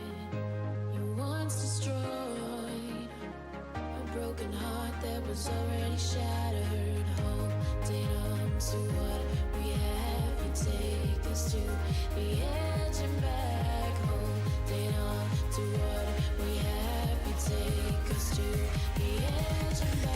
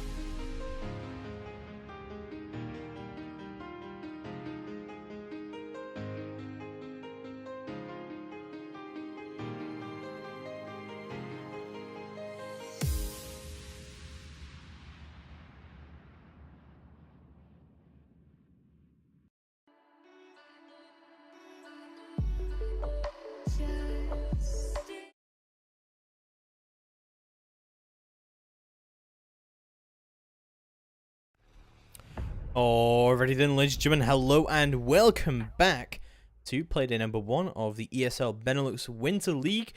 I'm your host and caster, James Turner Parkinson, joined yet again by the beautiful Blue. We're going to get into Trust Gaming versus OG Squad. Don't forget, Trust Gaming did take the first map of Coastline 6-2. Now we're going to see them take Consulate and try and take the series. But OG Squad still do have a chance here at taking this, but they are going to ban out Thermite here. Thermite is not that interesting of a ban since they did ban an elf last time. Maybe this is a targeted ban? Potentially, we're going to see the first ban coming out from Just Gaming. Again, is going to be the Lion. So we might actually see the exact same bans coming out from both sides here. I think it's very, very viable. Although Mirror isn't that powerful on Consulate. No, she's really not. She's only really useful in the garage. Yeah. I mean, you can see Mirror setups going on to the top floor, but yeah, there we go. Mirror is going to get banned out by Trust Gaming, so kind of expecting a Clash to get banned out here from OG Squad. Yeah. Clash has been banned almost every single time today. Yeah, she does have a 100% ban rate, so yeah, I think we will see a Clash ban. I think it's just one of those operators they just don't want to play against, and I can't blame them for that, and there we go. Clash is indeed going to get banned out from OG Squad. So there are going to be operator bans for tonight. It's going to be the Thermite, Lion, Mirror, and Clash. As we get into round number 1 on Consulate, what are your predictions for this? What sites are we going to see? What kind of strategy are we going to see from OG Squad on the defense?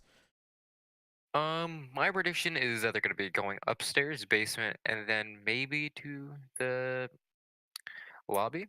I don't know. I think it's going to be, as you can see, already basement first, just because of this Thermite ban. It's going to make that basement a lot more viable. Yeah. Banning Thermite on this side is pretty big because, as I said before, opening up a hole with a bonnet is much smaller than a Thermite hole. You can open up so much more with just walls and with Thermite. It's also much easier to bandit trick a Habana if you do choose to try and do so. So yeah, I'm kind of surprised we're not seeing a bandit here from OG Squad, although trying to bandit trick these days, especially on the Consulate garage, is very, very dangerous. There are so many ways to counter it, like going above, coming from the stairs, Twitch, there's Maverick, there's so many ways to counter it. Yeah, definitely. So that might be one of the reasons why we're not seeing that. Of course, we are not going to see the Mirror here because, of course, she is indeed banned. You otherwise would have been a very, very potent operator on this downstairs defense, as you said. Yeah, putting a Mirror in that small office can give you so much vision. Putting one also into the kitchen can also give you so much vision, and all you have to do really is just hold that small office. Yeah, definitely. So I think we're going to see a fairly default setup here, although I wouldn't be too surprised if we saw Trust Gaming just pushing all the way through Visa, just getting down one of these hatches, and just getting control of Archives right away. 5 seconds remaining. Since you don't have the Thermite, that would be a viable thing, since you don't have to open up walls. All you have to do is maybe open up the hatches. Attackers are moving out to locate a bomb Yeah, and true defuse it. indeed. And I think OG Squad are anticipating that action, potentially having reinforced both of the Visa hatches. That's all 3 of the hatches near Visa, as well as basically every single hatch on this floor. That's 5 reinforcements towards hatches. That's a lot more than usual. Yeah, so that is kind of suggesting no roam game coming out from them, at least of the top floor areas, and just coming through and just trying to rely more on this basement strategy. We're not seeing many rotate holes though into sites. No, that is true. We're not seeing the traditional rotate hole that we normally see onto the loading area, and that is going to allow Leonsky to get immediate control of this top floor area into Piano. Luke can rappel all the way in here, get it all open, and just have a fun time with the sledge.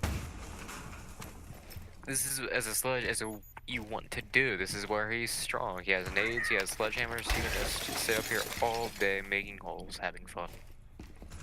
Yeah, definitely. And Leonsky will be doing just that indeed as he comes around, sees what's going on exactly. But not going to see anything go down just yet, as Capital Balls are going to start to come through from Deepek. And he actually just gets all the way into the site. Snuff gets into the site as well. As he'll be watching these holes very well. But the second he looks away, he does look back, takes down Robbie with a headshot. And the diffuser will easily be planted with no plant denial coming through yet again from OG Squad. Avi actually takes down Phantomia. Deepek takes down Naro. Snuff takes down Dildasaur. And it's going to be all into the hands of Daweed as he comes through onto the main stairs and sees what he can do here. Elemines is going to go out. Does detonate on the Zofia and easily able to take Quadzy off the board, but it's going to be a 4v1. He has to find 4 more and disable the diffuser if he wants to bring this in. Push through onto the enter chamber using these verticals against him, but Snuff uses it right on back. Trust Gaming take round number 1 very, very nicely. Just Gaming saw where OG was weak, and that was with plant denial. They only had Echo to plant denial, and they just went in, smoked it out, and surprisingly, they didn't get clash or not But clashed. there was Echo. the Maestro cam that was still on site, that was still up. Trust Gaming did not destroy it. And I feel like there was a really big lack of coordination between Echo and Maestro to really deny the plant that was going down there. Yeah, I think that hit probably also went faster than OG probably predicted, because as soon as they opened up, above, they just went in. Yeah, and that is the massive disadvantage of not doing anything about a roam game at all, because you give up piano control immediately. That allows Sledge to get in there, just open it all up very nicely. And yeah, great, perfect strategy coming out from Trust Gaming. I also think it speaks numbers because they didn't really open the rotate holes. And as soon as somebody gets in, it's really hard to push into that room if you have no rotate holes besides the doors. Yeah, definitely. Attackers So need to locate and we are defuse going to see bombs. yet another basement defense coming out from OG squad, and they are going to be bringing the bandit this time, however. They're probably going to be trying to denial that Habana rusting in through the front door, but as we've seen last time, they can just go above, take over, and well, they don't have the sledge this time. They don't have any. They have the buck though, so they can still go above, make holes, wreak havoc, and denial that bandit. I would like to see a little bit of a better roam game coming out here from OG squad, and the fact that they've opened up this particular hatch in meeting room says to me that they should be doing that. And you do see Robbie moving up on this roam now, but we do see Playday Jones coming out from Leonsky. He's going to get destroyed, but that's going to signal to Just Gaming that there is a roam game this time coming out from OG squad. Yeah, and now that Robbie knows that there's a drone up there, he's rotating back down because he knows that They Trust know Gaming that he's he up there. knows. Yeah, he knows that they know that he knows that he's up there. Exactly. So he's going to rotate all the way back down to sight. But OG squad, that is going to let them in a pretty bad position here. And I think this is going to go down pretty much the exact same way that we saw the previous round. Maybe Trust Gaming going to take this a little slower and be a little bit more aware that there could be a roam game. But you see Leonsky already getting all the way in here. Does manage to open up and takes Robbie off the board immediately. Yeah, this is what happens when you have no roam game whatsoever. Normally on this site you have at least 1 or 2 people roaming, but when you have none, it gives no pressure to the offense. The bandit is having absolutely none of it. He peeks up the vertical hole and takes Leonsky off the table, but Quadzi easily trades it back. Tantomia going off the table, already losing the Jaeger is going to leave them at a severe disadvantage indeed. I really don't think this bandit wants to contest this area at all. He's not feeling comfortable at those vertical holes being opened up. But we do see the Maestro cam up, so that is a good addition here. But no Echo this time means pretty much a big lack of the plant denial. Oh, that's not good. Yeah, no plant denial in a 4v2. It's going to be very rough for OG squad. They're going to have to pull something out. Yeah, are we going to be on this roam yet again, coming through onto Spiral and trying to push through onto the west corridor, but not finding too much success so far. Trying to push down onto Yellow, does manage to hear someone on top of Yellow, but no, he doesn't hear him. Quadzi takes him down, and now leaving it all into the hands of the Maestro to try and bring this in. It is a 3v1 situation, does manage to light up Deepek, and does manage to injure him. Also managed to light up Quadzi just a little bit, takes down Deepek, turns it into a 2v1. This is very much clutchable, as Nara does have that very powerful Alder LMG, and if Trust Gaming aren't careful, they might get caught out by it. It does have a lot of info as well to bring this in, and there's that Elamine as well, so he has no reason to peek this, and all he has to do is just wait for Zofia to push in. What a shot! What? Takes the head off of Snuff and leaves it into a 1v1 clutch situation, all down to Quadzi. He does not have control of the diffuser. So far, this has been a game of clutches. Now, who can clutch better, Quadzi or the Maestro? Yeah, not looking Nara. too good so far. 20 seconds left to go on the table, and no utility for Quadzi at all, and he's on very bare minimum HP here. Just a few shots from the Maestro cam would be enough to bring him down here, as he's going to be slowly pushing onto yellow stairs now. But he's very aware this Maestro cam could easily destroy him, but it's going to be Nara with a headshot, takes Quadzi off the table, and OG squad, hold on. They take round number 2, and a beautiful clutch from Naro comes out. Yeah, he really clutched that out. He hit some amazing shots. he just really his skill is shining through there, really showing that he is a player that you should not be trying to uh, do something stupid with, trying not to make a mistake with. Yeah, definitely. I mean, if you want to clutch with anyone, it's definitely got to be the Maestro. Nara did a great job there, and he's going to be pushing through onto the lobby press room, surprisingly. I mean, you kind of predicted that. You thought the top floor was going to be a more preferable site here, but it is actually going to be the lobby press room. I think, honestly, that this is the better play, because according to last season's Pro League stats, the top floor was actually the hardest to defend out of all of the sites. Yeah, most people know how to attack the upstairs site because everybody plays it. Now, if you go somewhere like lobby, it's unpredictable. Not a lot of people do it, especially since it's just changed where it's the two format. So maybe the Attackers OG need to locate are and taking defuse Trust as many Gaming by bombs as surprise. they can. Yeah, maybe as the objective rotation parameter of 2, you would think that even if I mean, sometimes the thought process here is that if we win upstairs, we're gonna have to come here anyway, so we might as well just go here now. Yeah, which is not a bad mindset.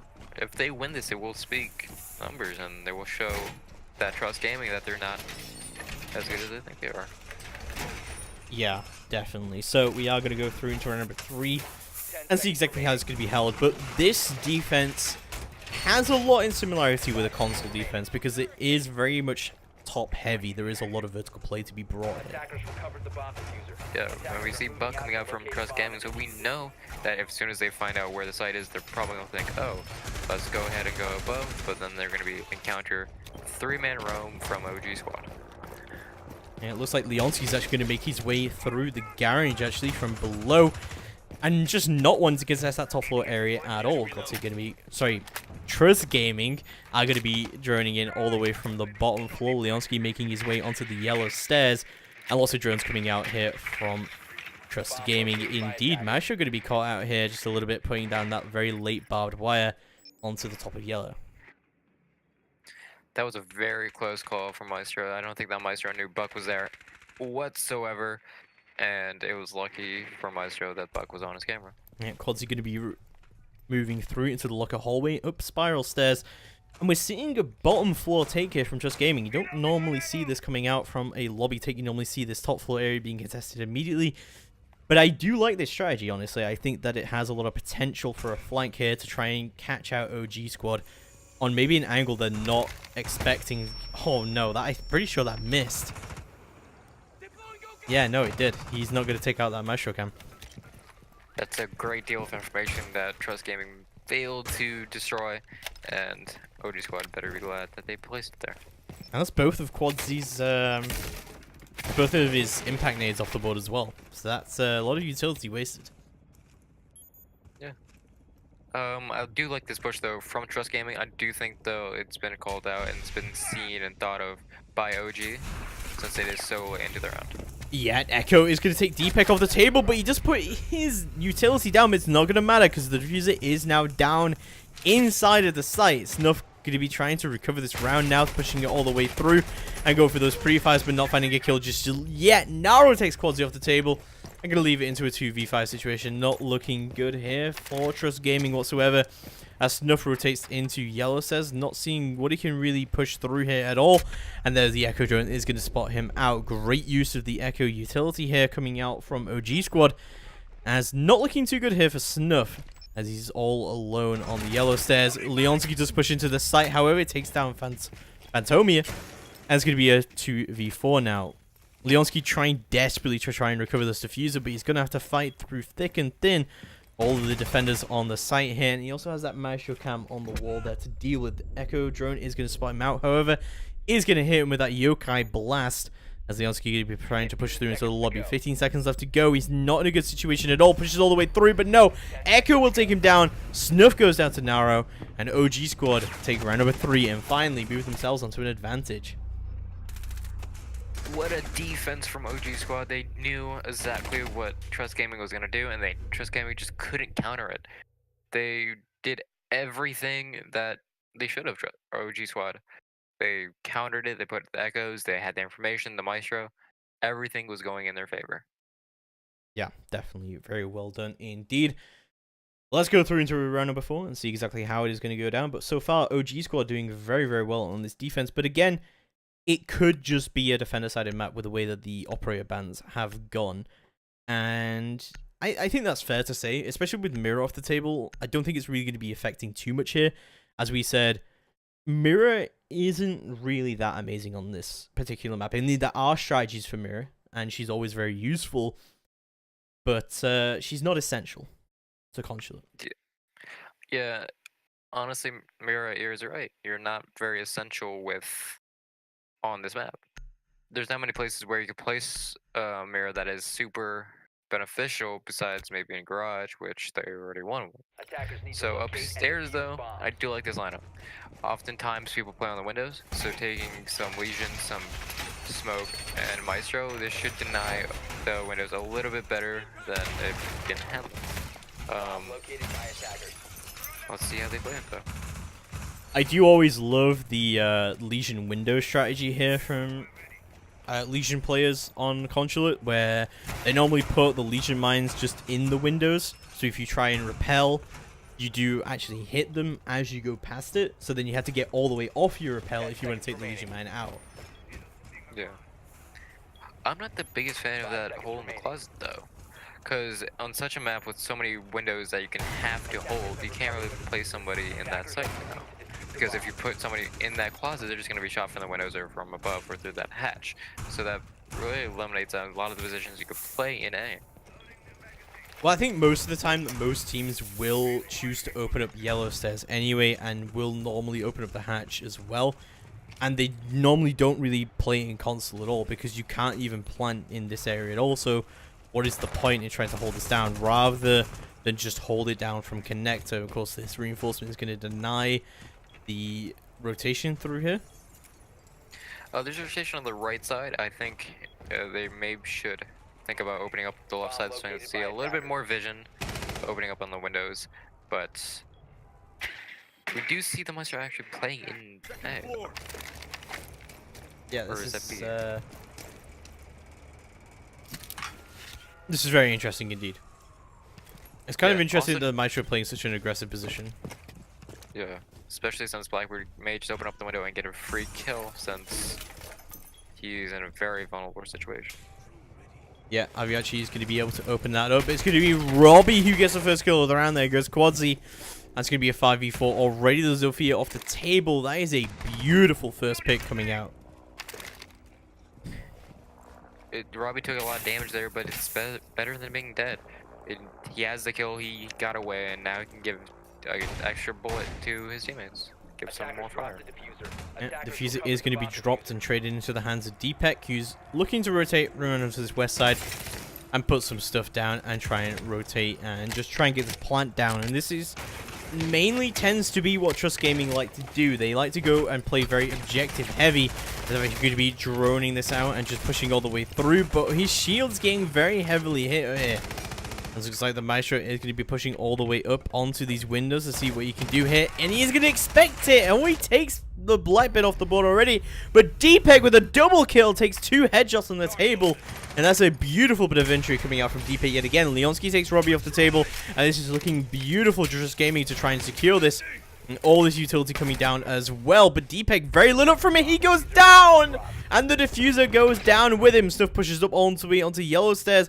Takes his pistol out but cannot confirm the kill just yet.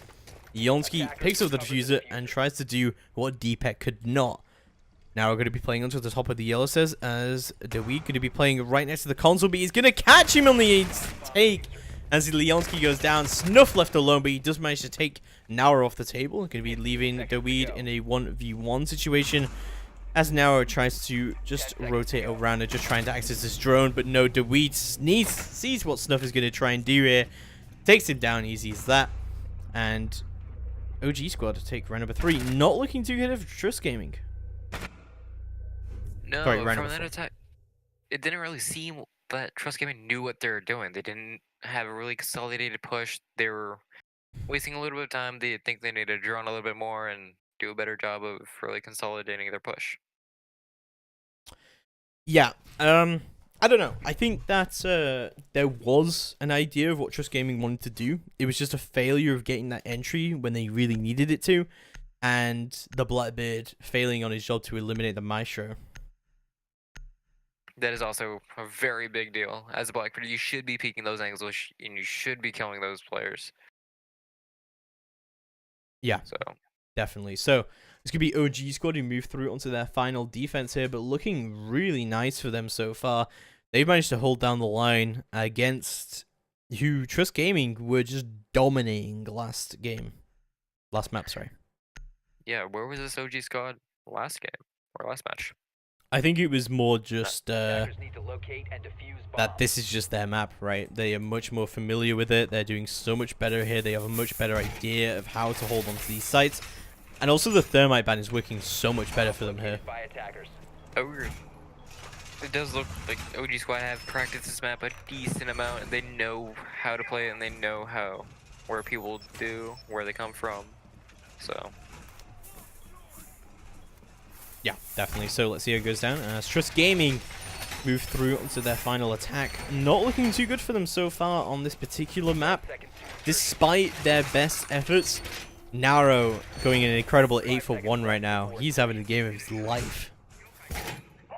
8 for 1 is pretty difficult to do in a comp game. Most people don't give it enough credit. So kudos to him. Yeah, kudos to him indeed. It looks like we are going to see a pretty heavy roam game coming out from OG Squad this time. Last time, they did not contest this top floor area at all. They were just downstairs for the most part. And one round it worked, one round it didn't work. Looks like they do want to try and contest Leonsky, who is going to move through straight into the lobby, opening up Antechamber yet again. And he just goes open the same thing every single round. He does it pretty fast too, pretty aggressive, because he knows he's not going to counter because he's drawn it in and done it multiple times. Can OG Squad adapt and maybe kill them with this run game? Potentially, but Leonsky's still going to be opening up more stuff onto this piano area. As looks like Robbie is going to try and rotate down into said lobby, but the Weed gets the first kill of the round. Quadsy going to go down already yet again. That is not good. Losing your Zofia off the table so early on. That is devastating. The Weed, even though he's not the top fragger right now, he's still doing a lot of work for his team. He's spinning that rock that I think OG Squad really needs. Definitely, Robbie still going to be on this roam along with Naro, who is going to be still upstairs. And I don't think that Trust Gaming even realized this because they haven't even decided to drone upstairs at all. So not looking too good for them at all. Robbie going to be still holding on to this east corridor, looking to push west a little bit as he comes all the way onto the spiral stairs. Naro English still going to be upstairs. Looks like to rotate down the lobby hatch, as Robbie has confirmed that no one is indeed watching it. Takes out the drone silently and starts to slowly push around yet again. But no one is in piano just yet, so I'm going to be... Oh, what a shot from Snuff! What? Takes Robbie's head clean off. And Naro should look to try and refrag this just now. Pushes all the way through into the bathroom, but doesn't find a kill just yet. Holds down onto the Elixers with a very nice angle, but not looking too good for OG Squad, honestly. But who he's going to push through, he takes down Snuff. Isn't traded back at all. There's no one to trade this out. Flashbangs are going to go out to the site. Naro finds another one, takes Leonsky off the table. And that's going to be a 2v4 situation. 2v3. Steephead puts his utility down and pushes all the way into the site. It looks like the plant is going to go down from above. Naro takes him down. And he's just been on a killing spree right now. This is a 3k for Naro. And OG Squad take round number 5 and move to a 4-1 advantage. I feel like if Trust Gaming wants to win this, they're going to have to really put a stop to him. He's just doing so well, countering everything that Trust is doing and getting so many kills doing it. He's just won so many gunfights that potentially he shouldn't be winning, where he's peaking very, very aggressively. Trust Gaming haven't been able to shut him down. There hasn't been any trades off onto him, and yeah, he's just having a game of his life right now. The only round that he's died has been the round that they lost. Yeah, he's really been really solid for Trust Gaming. Or not Trust Gaming, OG, I'm sorry.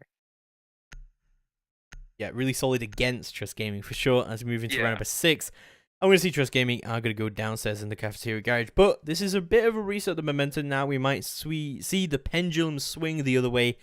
And we might see Trust Gaming do much, much better on the defense so far than they did on the attack. Yeah, most of these maps that we've talked about and viewed and casted have been defender-sided. So let's see if Trust Gaming is going to use their defense to counter OG. Attackers need to locate and Let's see, defuse indeed, as as many we are going bombs to see as a they can. basement defense coming out here from Trust Gaming, and I do like this lineup so far. I'm interested to see if they play this fairly roam heavy, or maybe more conservative like OG Squad did initially. We've seen Trust Gaming be a little bit more of an aggressive team, or a little bit more roam heavy, and I don't think it's gonna change much in this map either. I don't know, like, they played pretty aggressively around on coastline. They were always immediately trying to shut down any entry coming out from OG Squad, but I think the Thermite ban might dictate quite a lot of strategy here coming out from both teams. I would totally agree. Attackers recover Thermite the though diffuser. on defense is something that, Objective is to locate a yes, bomb you and fear, defuse it. but when you have an Hibana on the other team, I'd rather have a Hibana than a Thermite. So I don't think it's gonna dictate how much OG do. I think they're gonna do more of an overhead attack than straight on attack, but I do think Trust Gaming may read into this because, as we saw last match, they read into what OG Squad does pretty well. What? Quadzi immediately gets a double kill. Robbie and Naru off the board already. What just happened? What? An amazing 2K. And he just runs in there, runs into admin. He guns one, he guns two. Takes already two immediately people off the board. Trust Gaming already looking so good. He almost finds a third. He does. The light bit off the table, and Quadzy's unable to be refragged at all. OG Squad falling apart immediately. OG Squad is just fighting him in 1v1 fights, which have shown that Quadzy will win those 1v1 fights. Yeah, he definitely will win them indeed. Pushes through onto the hallway, but they just can't shut him down at all. Antomia just really trying to find an entry here through the front door, as Dweeb will start to drone out the entrance for him. But we're not even halfway into the round yet, and 3 people from OG Squad are already dead. Not looking good for them at all, but it is still clutchable. Don't forget, anything can happen. As it looks like Dweeb goes for the pre-fire and finally ends Quadzy's reign of terror. Will push around and sees what he can do here. So Hibana charges do go through onto the hatches and sees what he can do here. But not looking too good here for OG Squad. It is a 4v2, however, and they are starting to bring it back a little bit. The smoke is very lit up, of course, as well. But what a peek from Leonsky. Takes down Phantomia. I'm going to leave it all squarely into the hands of the Weed. That's going to be down to him on Zofia. Has still got all of his utility still left on the board. Not looking too good at all. But 4v1, 50 seconds left to go. He's got plenty of time to work with, of course. ADSs are going to get burned. Looks like his lifelines are going to go out onto the spiral stairs. Not looking too good for him, though. As 40 seconds left to go, he is starting to run out of this precious little time. Snuff still going to be playing around onto the hatches to see what he can do here. As we just see, just holding down every single angle conceivable that could happen here. Deepek pushes all the way up. He lights him up and takes him down. The knife kill comes through. Deepek takes him down. And Trust Gaming win their first defense. That was a super solid roam game from Trust Gaming. None of the OG Squad members got even close to sight. That's just amazing. Wow. We're talking about how next row, where it has been so good at roaming too, but I think Trust Gaming just showed them, hey, we can roam too. Yeah, I think that Trust Gaming do their best when they just find gunfights. On their attack, they weren't doing that. They had a lot of miscoordination. They weren't holding flanks at all. They were getting constantly punished for it, and basically we just saw Nauro just run all over them. Oh yeah. But I mean, recently, as we did discuss just off stream a little bit, that Just Gaming did actually lose their IGL due to some roster swaps during the between season. They did remove Craxon. So maybe that is starting to show now. Attackers need to That their locate and attack is defuse suffering bombs. because of it. Maybe their defense will start to do better now, as it is kind of easier to find those find those gunfights on the defense. Yeah, an IGL is so important on the offense because it really consolidates a push, really tells you what to do. But on a defense, you have set strat, and you don't have to change much. But on attack, you always have to be on the change. So I think this definitely goes in Trust's favor. Well, we will definitely see. It is definitely a uphill battle for them, but they're only 2 rounds away from closing out that round difference. But OG Squad, let's see how they do on their attacks. Hasn't been going too well for them so far. That was mostly because they just were unable to shut down Quadzy at all. Oh yeah, Quadzy's insane. Nothing else but that. And you can see already, he's looking for those gunfights, coming with those pre-fires onto the traditional spawn areas, but not able to find a kill just yet. As we move into round number 7's action phase and see exactly how OG Squad want to handle this. But looking at their lineup, especially with the fact that they got a Blackbeard on the table, I think they're going to try and do the same thing that Trust Gaming tried to do, where they went for a sort of smoke plant on B. But they were unable to really find their entry to actually do this. Maybe OG is gonna look at what Trust Gaming failed to do and do it better. So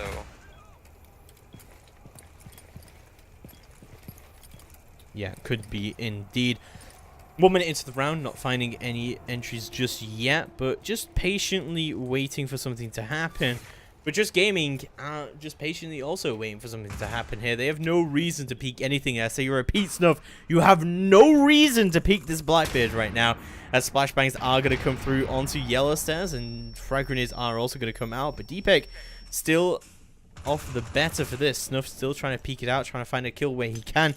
And Deepek can avoid both frag grenades here as well. Not looking good at all for OG Squad, unable to still find their entry and relying a little bit too much on picks. Trust Gaming is doing very well, just holding their angles and not giving OG Squad too much to bite. So if Trust Gaming continue to do this and continue not to get so aggressive like Snuff is getting right now, they should win the round. They should win the round indeed. Book is going to do a little bit of work here, but it's going to be Quadzy again who is going to get the first kill of the round. Fantomi going to go down already. The only hard breacher from OG Squad off the board. 1 minute left remaining on the clock. And they're trying to shut down Quadzy. He does be able to do it. The Wii takes him down with a headshot. It's just to do a 4v3, however, as Leonsky takes down Naro. And that is the top fragger gone from OG Squad. Not looking too good at all. Be the Blackbeard is going to be repelling outside of West with using this SR-25 surprisingly, and trying to get on and seal what is going on. But is actually going to swap out his rifle shield here to try and get into the site. 30 seconds left to go. Flashbangs are going to go to burn the ADSs. The Wii trades it out. It takes down Leonsky, but 3v2 not looking too good for them at all. The Wii's going to try and rotate all the way up, but the Legion Mine is going to find him. He's going to try and pull it out, but doesn't get peeked. He does. There we go. Deepek takes it down. And now all squarely into the hands of the Blackbeard here to try and bring this in. He's just going to repel all the way in, but he's going to be the Maestro who's waiting for them. Snuff takes him down. Trust Gaming take round number 7, and 1 round away from bringing this even for a piece. Trust Gaming didn't get too aggressive there, and they just won their gunfights like we know they do. It was just a solid hold by Trust Gaming. I don't really see many errors of what OG did besides maybe not win their gunfights and not watch their back. Yeah, definitely. So, moving into round number 8, let's see how it does go down. So we're going to see another lobby press room defense. We already talked about this a little bit, how it's kind of a surprise take. You would normally see something a little bit different happening here. But of course, objective rotation parameter of 2, meaning that we do indeed have to go for a lobby press room defense now. What do you think of this defense? What do you think of the setup here so far from Trust Gaming? The setup, it has no plant denial besides the Echo. And as we've seen before, there's so many things wrong that could go with Echo. So, let's say the smoke Capital, he smokes in, Echo can't see anything, boom, they planted. I don't like how there's hardly any plant down. Defenders, protect your bombs from being defused by attackers. Yeah, I mean, we still have 2 nitros on the table as well on top of that. So, I don't think the plant denial is too much of an issue here. Though I am kind of surprised we don't see a smoke here at all. We've seen less and less of smoke recently. We have. We've seen more and more of Echo and maybe somebody with the nitros up. I do like the fact that Trust Gaming is taking a Valkyrie that can give you so much more information that Trust Gaming may need to close a round. But Echo, or not Echo, sorry, OG Squad has a Blackbeard. And on this site, it's so powerful to put Blackbeard on one of the piano windows and just stick him there and win the gunfights. If you do that, you can push in from yellow and try to push into the site and take it. Attacker's objective is It's- to defuse the bomb. Relatively easy in what you say, when you say it, but it's hard in practice. So let's see if OG Squad can do this. Yeah, definitely. And Trust Gaming have looked very, very strong on this defense so far, and I think a part of that is definitely coming down to their ability to find a lot of gunfights early on. And I think they are the superior aim team here, right? When they find the gunfights, they tend to win them quite a lot. Apart from Nauro, we haven't really seen too much gunfighting ability coming out from OG Squad. We've seen a little bit from Dawid because he is 8 and something. He's doing very well for him. So I feel like he is also able to win some of those gunfights. But against a team like Trust Gaming, who is so heavy on gunfights, it's gonna be a little bit hard. Yeah, Nauro is going to be the first one in through onto admin office to see what he can do here so far. He's push all the way into the lounge and try and deny the rotate, but does manage to open up the hatch and see if he can deny anyone coming up onto Visa's stairs. But he's going to clear out Visa and just making sure for his teammates that they can push through there. And of course, we have got Leonsky on the pulse as well, so not looking too good. A pulse going in above gives you so much information above that you probably do need. And as we How say, does that happen? Oh no. The attacker's bomb onto diffuser has the been dropped. Blackbeard. That's not Blackbeard good is as well. Such a strong operator. And Oh Habana my did too. God. Just an absolute slaughter coming through. Dawid does manage to find the first kill coming out through from OG Squad. But it's already a 4v2 and you've already lost some of your key operators. We do still have Robbie on the board, however, who does have the diffuser in hand and also has a decent amount of utility to bring through to bear here. But plenty of utility and plenty of time left to deploy it. He's going to go for those proof fires down onto the Visa stairs, but doesn't manage to find a kill just yet. Dawid is going to push all the way through onto the front office as well to try and proof fire and see how it is going to go down. We're not going to find a kill. What a shot from Dawid! Takes Deepek's head clean off. I'm going to turn it into a 3v2. But it's not going to be enough because Robbie going to get peeked out by Leonsky. And going to be all squarely into the hands of Dawid to try and pull this out. 1v3. Be pushing onto the front office. Nitros are going to go out but not going to find their mark just yet. Dawid going to try and peek it out. He has good intel on what is going on to the site. We're going to go for this pre-fires. Doesn't find a kill just yet. He's on a sliver of HP. Just sneeze on him and this man is dead. Doesn't have control of the diffuser either, but the Valkyrie cam is going to go down. Finally, Dawid having a little bit of breathing room is going to rotate down Spiral, where Snuff will be waiting for him. He snuffs him out, and Trust Gaming take round number 8 and manage to even the scoreboard out 4-4. The trades went so heavy into Trust Gaming's favor.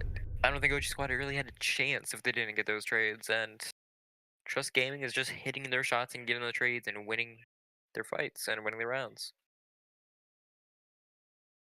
I think there's a little bit more to it than that, but yeah, sure, there is a lot of early gunfighting coming out from Trust Gaming. They're being very, very aggressive.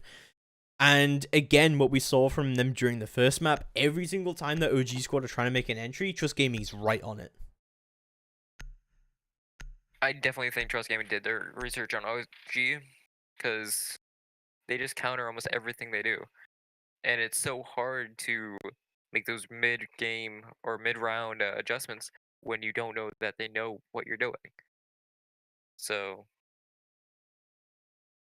It is very hard to make those in-game adjustments, and we've seen quite a lot of very defense-sided maps today. And maybe it's just the playstyle of Benelux teams, and definitely between these two teams, these maps have all been very defender-sided. Unfortunately, Nauro are going to leave Not sure if that's precedent for a rehearse at this point.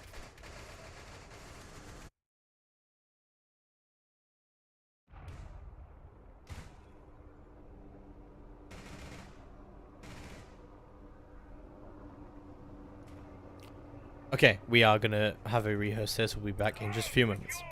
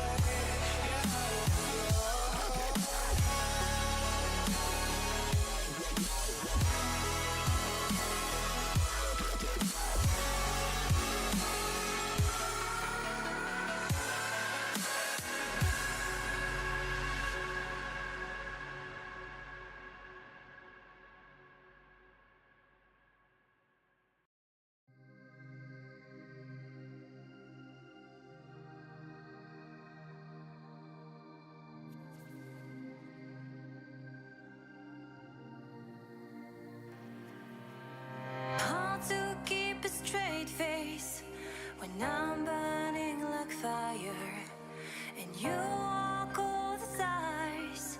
I'm drawn in desire, and you have to think twice.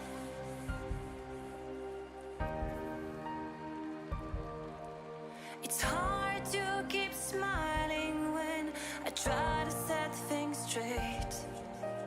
You don't even listen. I'm just getting late, like you're on a mission.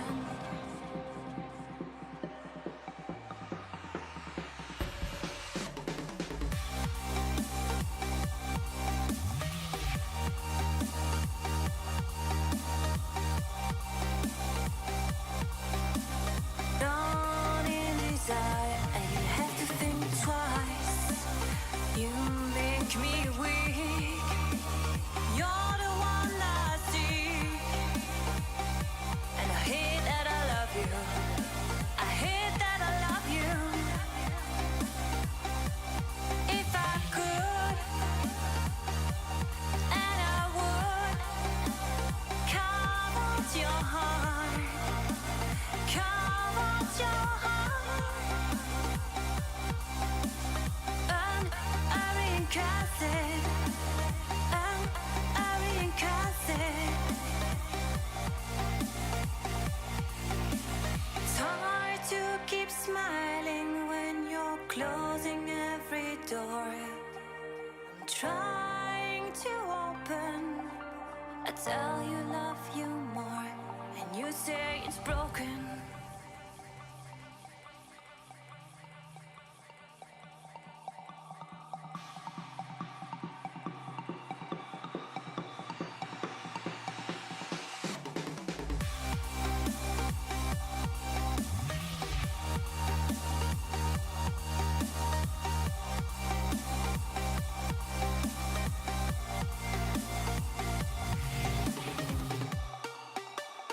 You make me weak.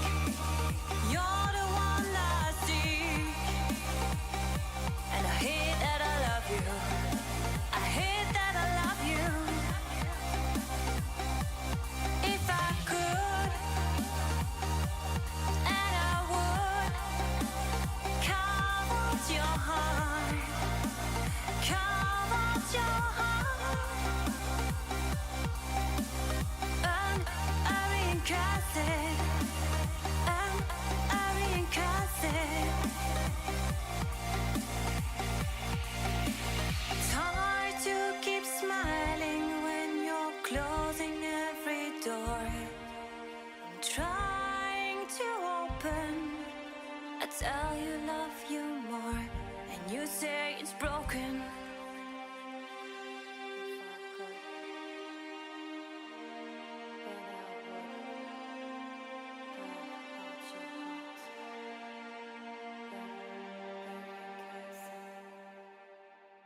But it wouldn't mend mine.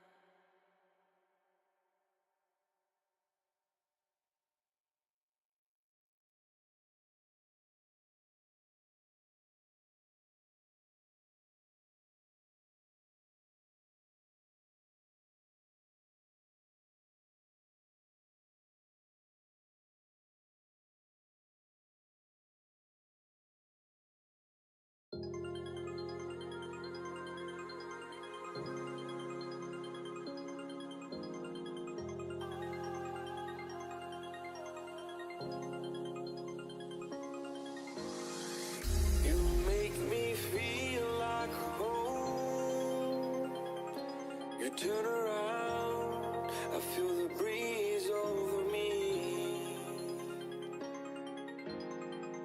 You watch your dreams unfold. Let it come around and let it breathe over me. It's time to go away into the light. I feel the calming energy. I see the darkness coming, and I'm calling you to help me set me free. I'm calling for you.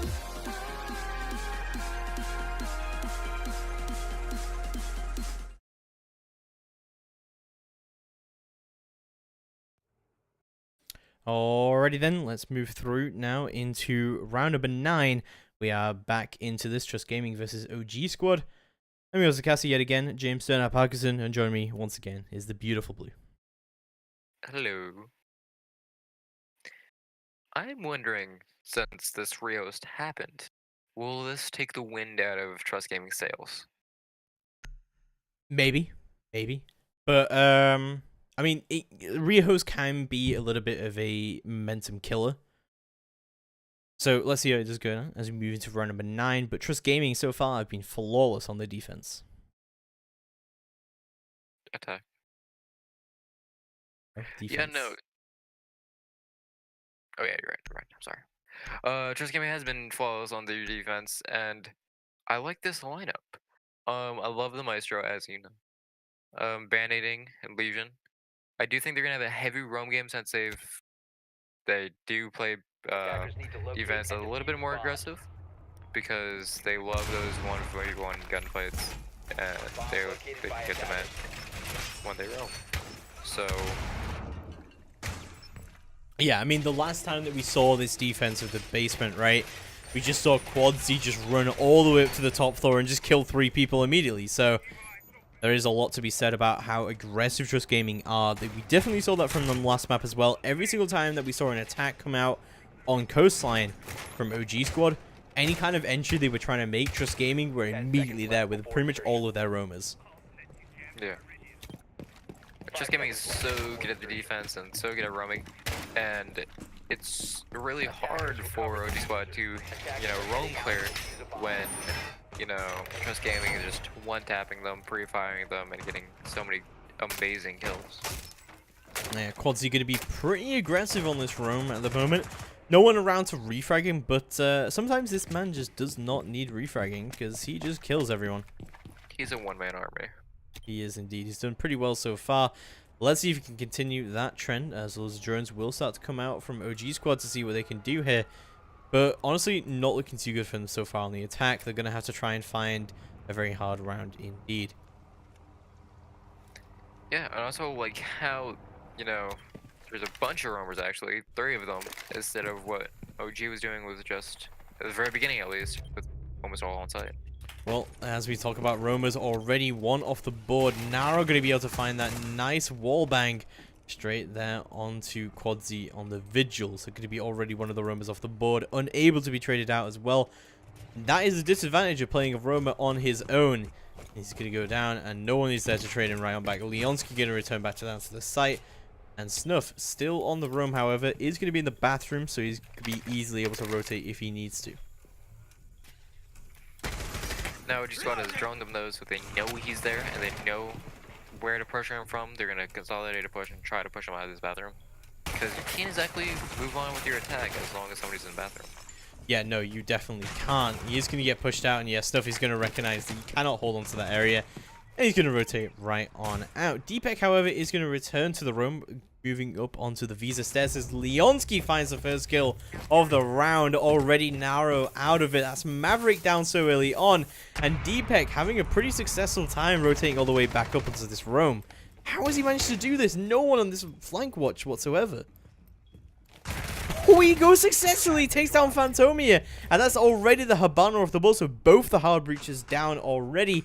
OG squad looking terrible. What a shot from Deepek, takes the weed out of the table, and Deepek again slowing his superior aim skill is going to immediately take 2 attackers off the board. Trust Gaming showing why they won last season. They love their 1v1 fights, and they will take them at any chance they get. Deepek is definitely crazy. Gonna be IQ moving in to try and refrag whatsoever, but Robbie going to drop all the way down into the basement to try and outflank the defenders here. But Snuff going to find an easy kill onto the IQ, going to leave it all squarely into the hands of Robbie in a 1v4 clutch situation to try and bring this through. 10 seconds left to go. He will throw a nade out onto Spiral Stairs, but he was going to get caught by an ADS. Moves all the way into the basement corridor. Can't find a fight, but there we go. He does find one. There we go. It's going to be the Bandit going down. Desperately trying to find an entry here. Does have the diffuser, but cannot plant it. Trust Gaming takes round number 9 with a default victory there because of the timer running down. And again, OG squad running out of time on these attacks.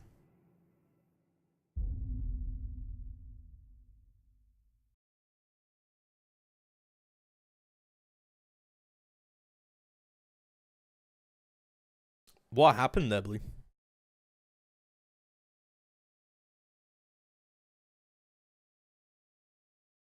Unsure if we've lost Blue or not, but hopefully he does return to us shortly.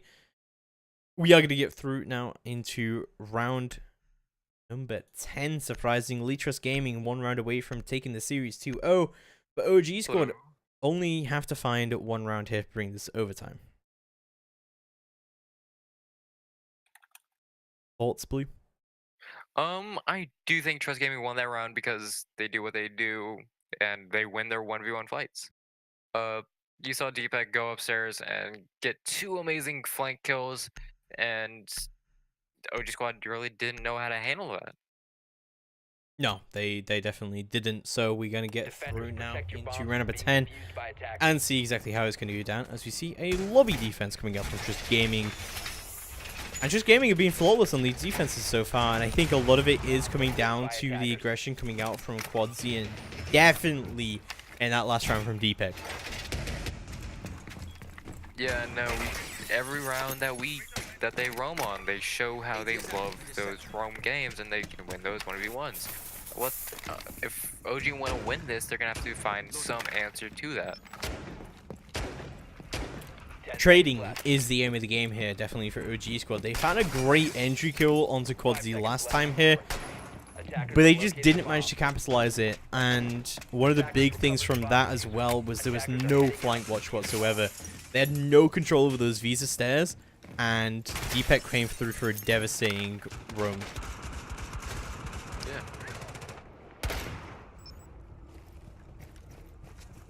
So let's get through here, and now we're going to move through onto the yellow stairs. Lots of drones coming out so far, looking so good. Robbie does manage to move through all the way onto the yellow stairs, looking like a pretty heavy push all the way from yellow to try and get into piano very quickly and try and go for a plant. Are we actually going to be on his drone? Might he actually get caught out very quickly? As Robbie going to push up onto vending machines.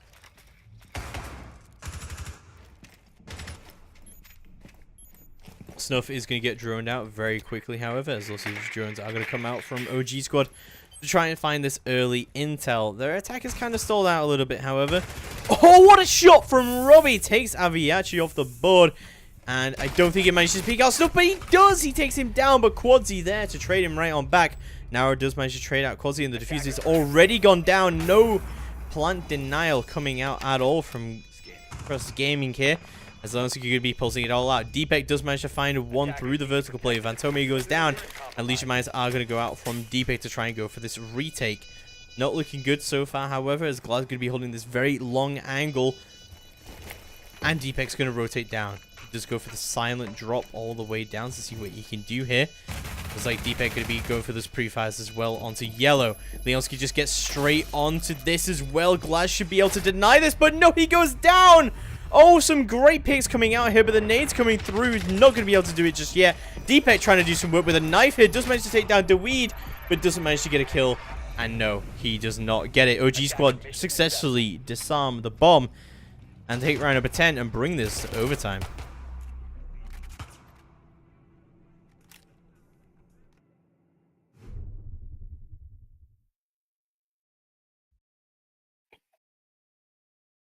What happened there, Blue? Um,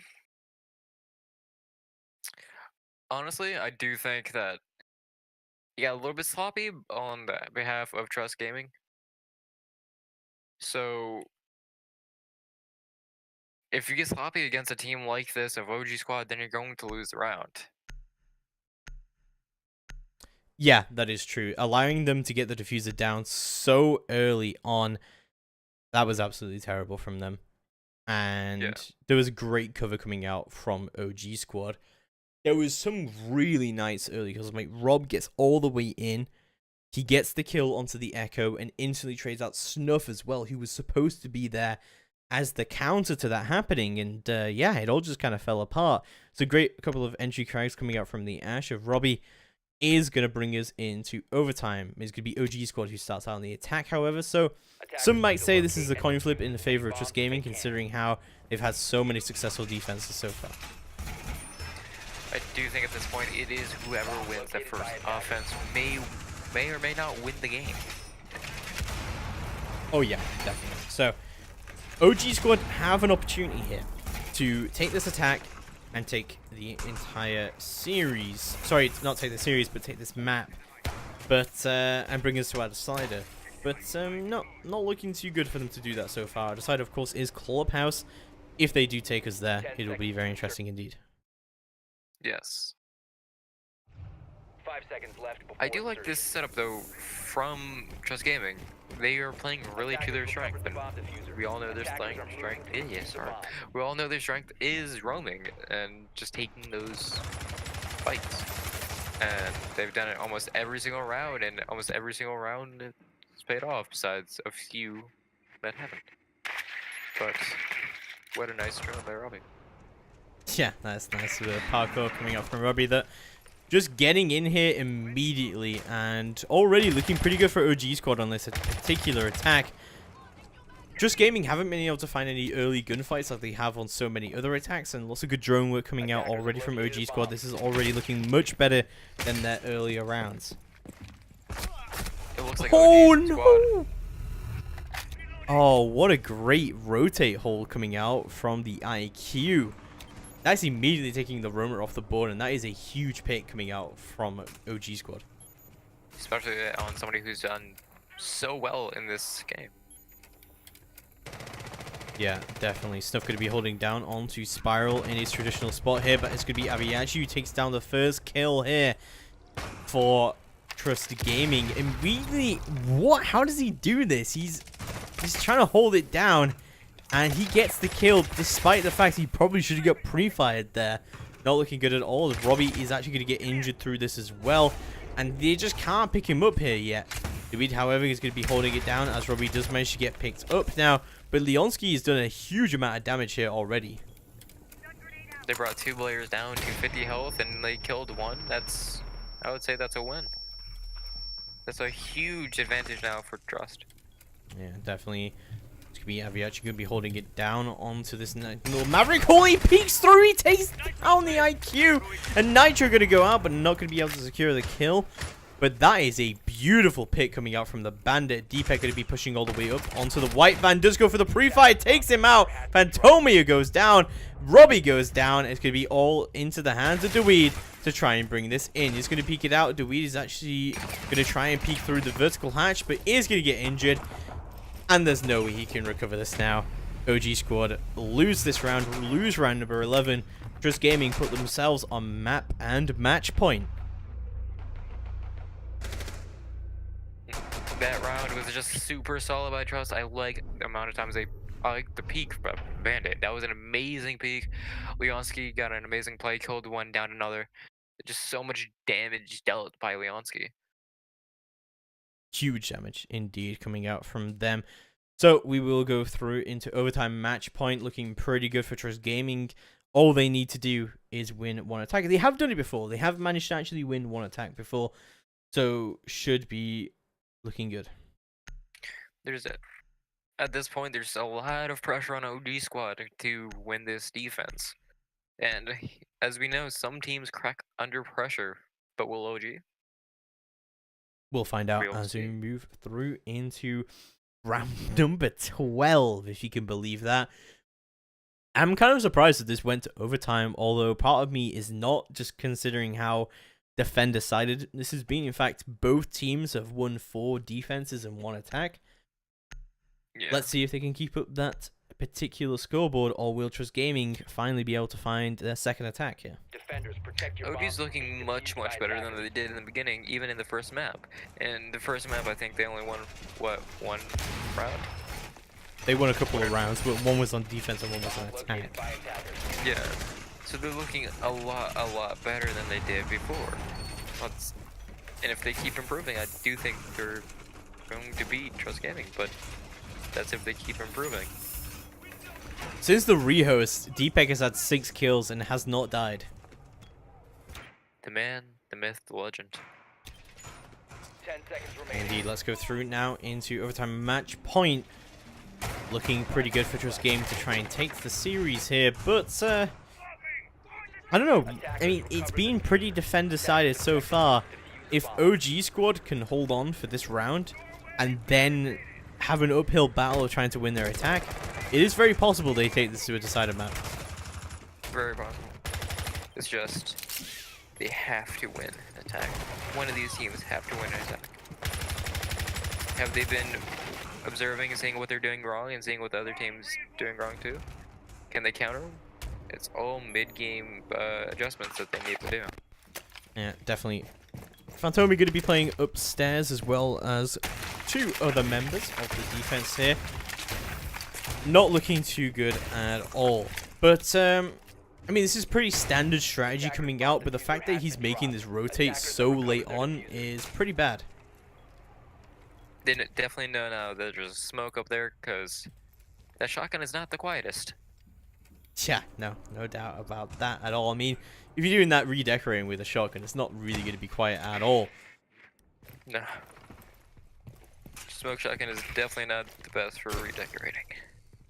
Yeah, Snuff going to be rotating all the way through the Looker hallway and trying to get up into the spiral. So this is what you can do. As far as this itself, it could be held down by Aviachi. Nice bit of roam flank watching here. This has definitely been pretty devastating to both teams here so far. I do like this attack though from Trust Gaming. They're really taking a lot of map advantage without really offering up much for OG to take. Well, Snuff going to be pushing up onto the spiral, says Leonski's waiting for the utility gun from Deepek, but he's going to go down. Fantomia peeks him from the above there. As not looking too good, but the diffuser is actually going to go down through all the chaos. Where was the Echo Drone? What is that? How does that happen? Leonski going to be holding down onto the side. He goes down to Robbie, who just white peeks it. And using that pre-firing does manage to take him down. And no, Robbie with a TK. But he is going to be able to make up for it. Takes down Quasi. Snuff takes out Naro.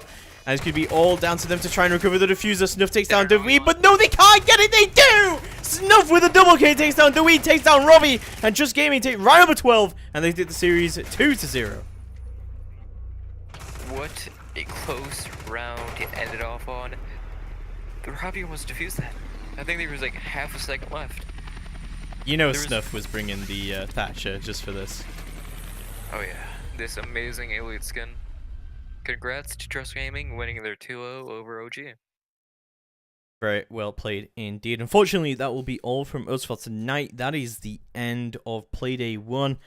If you were keeping up with this stream, and of course the other stream casted by Hap and the guys over at the studio over there in Benelux in the Netherlands, I'm glad you enjoyed the show. Do give me a follow here on Twitch. I do cast the Challenger League on Mondays and Thursdays.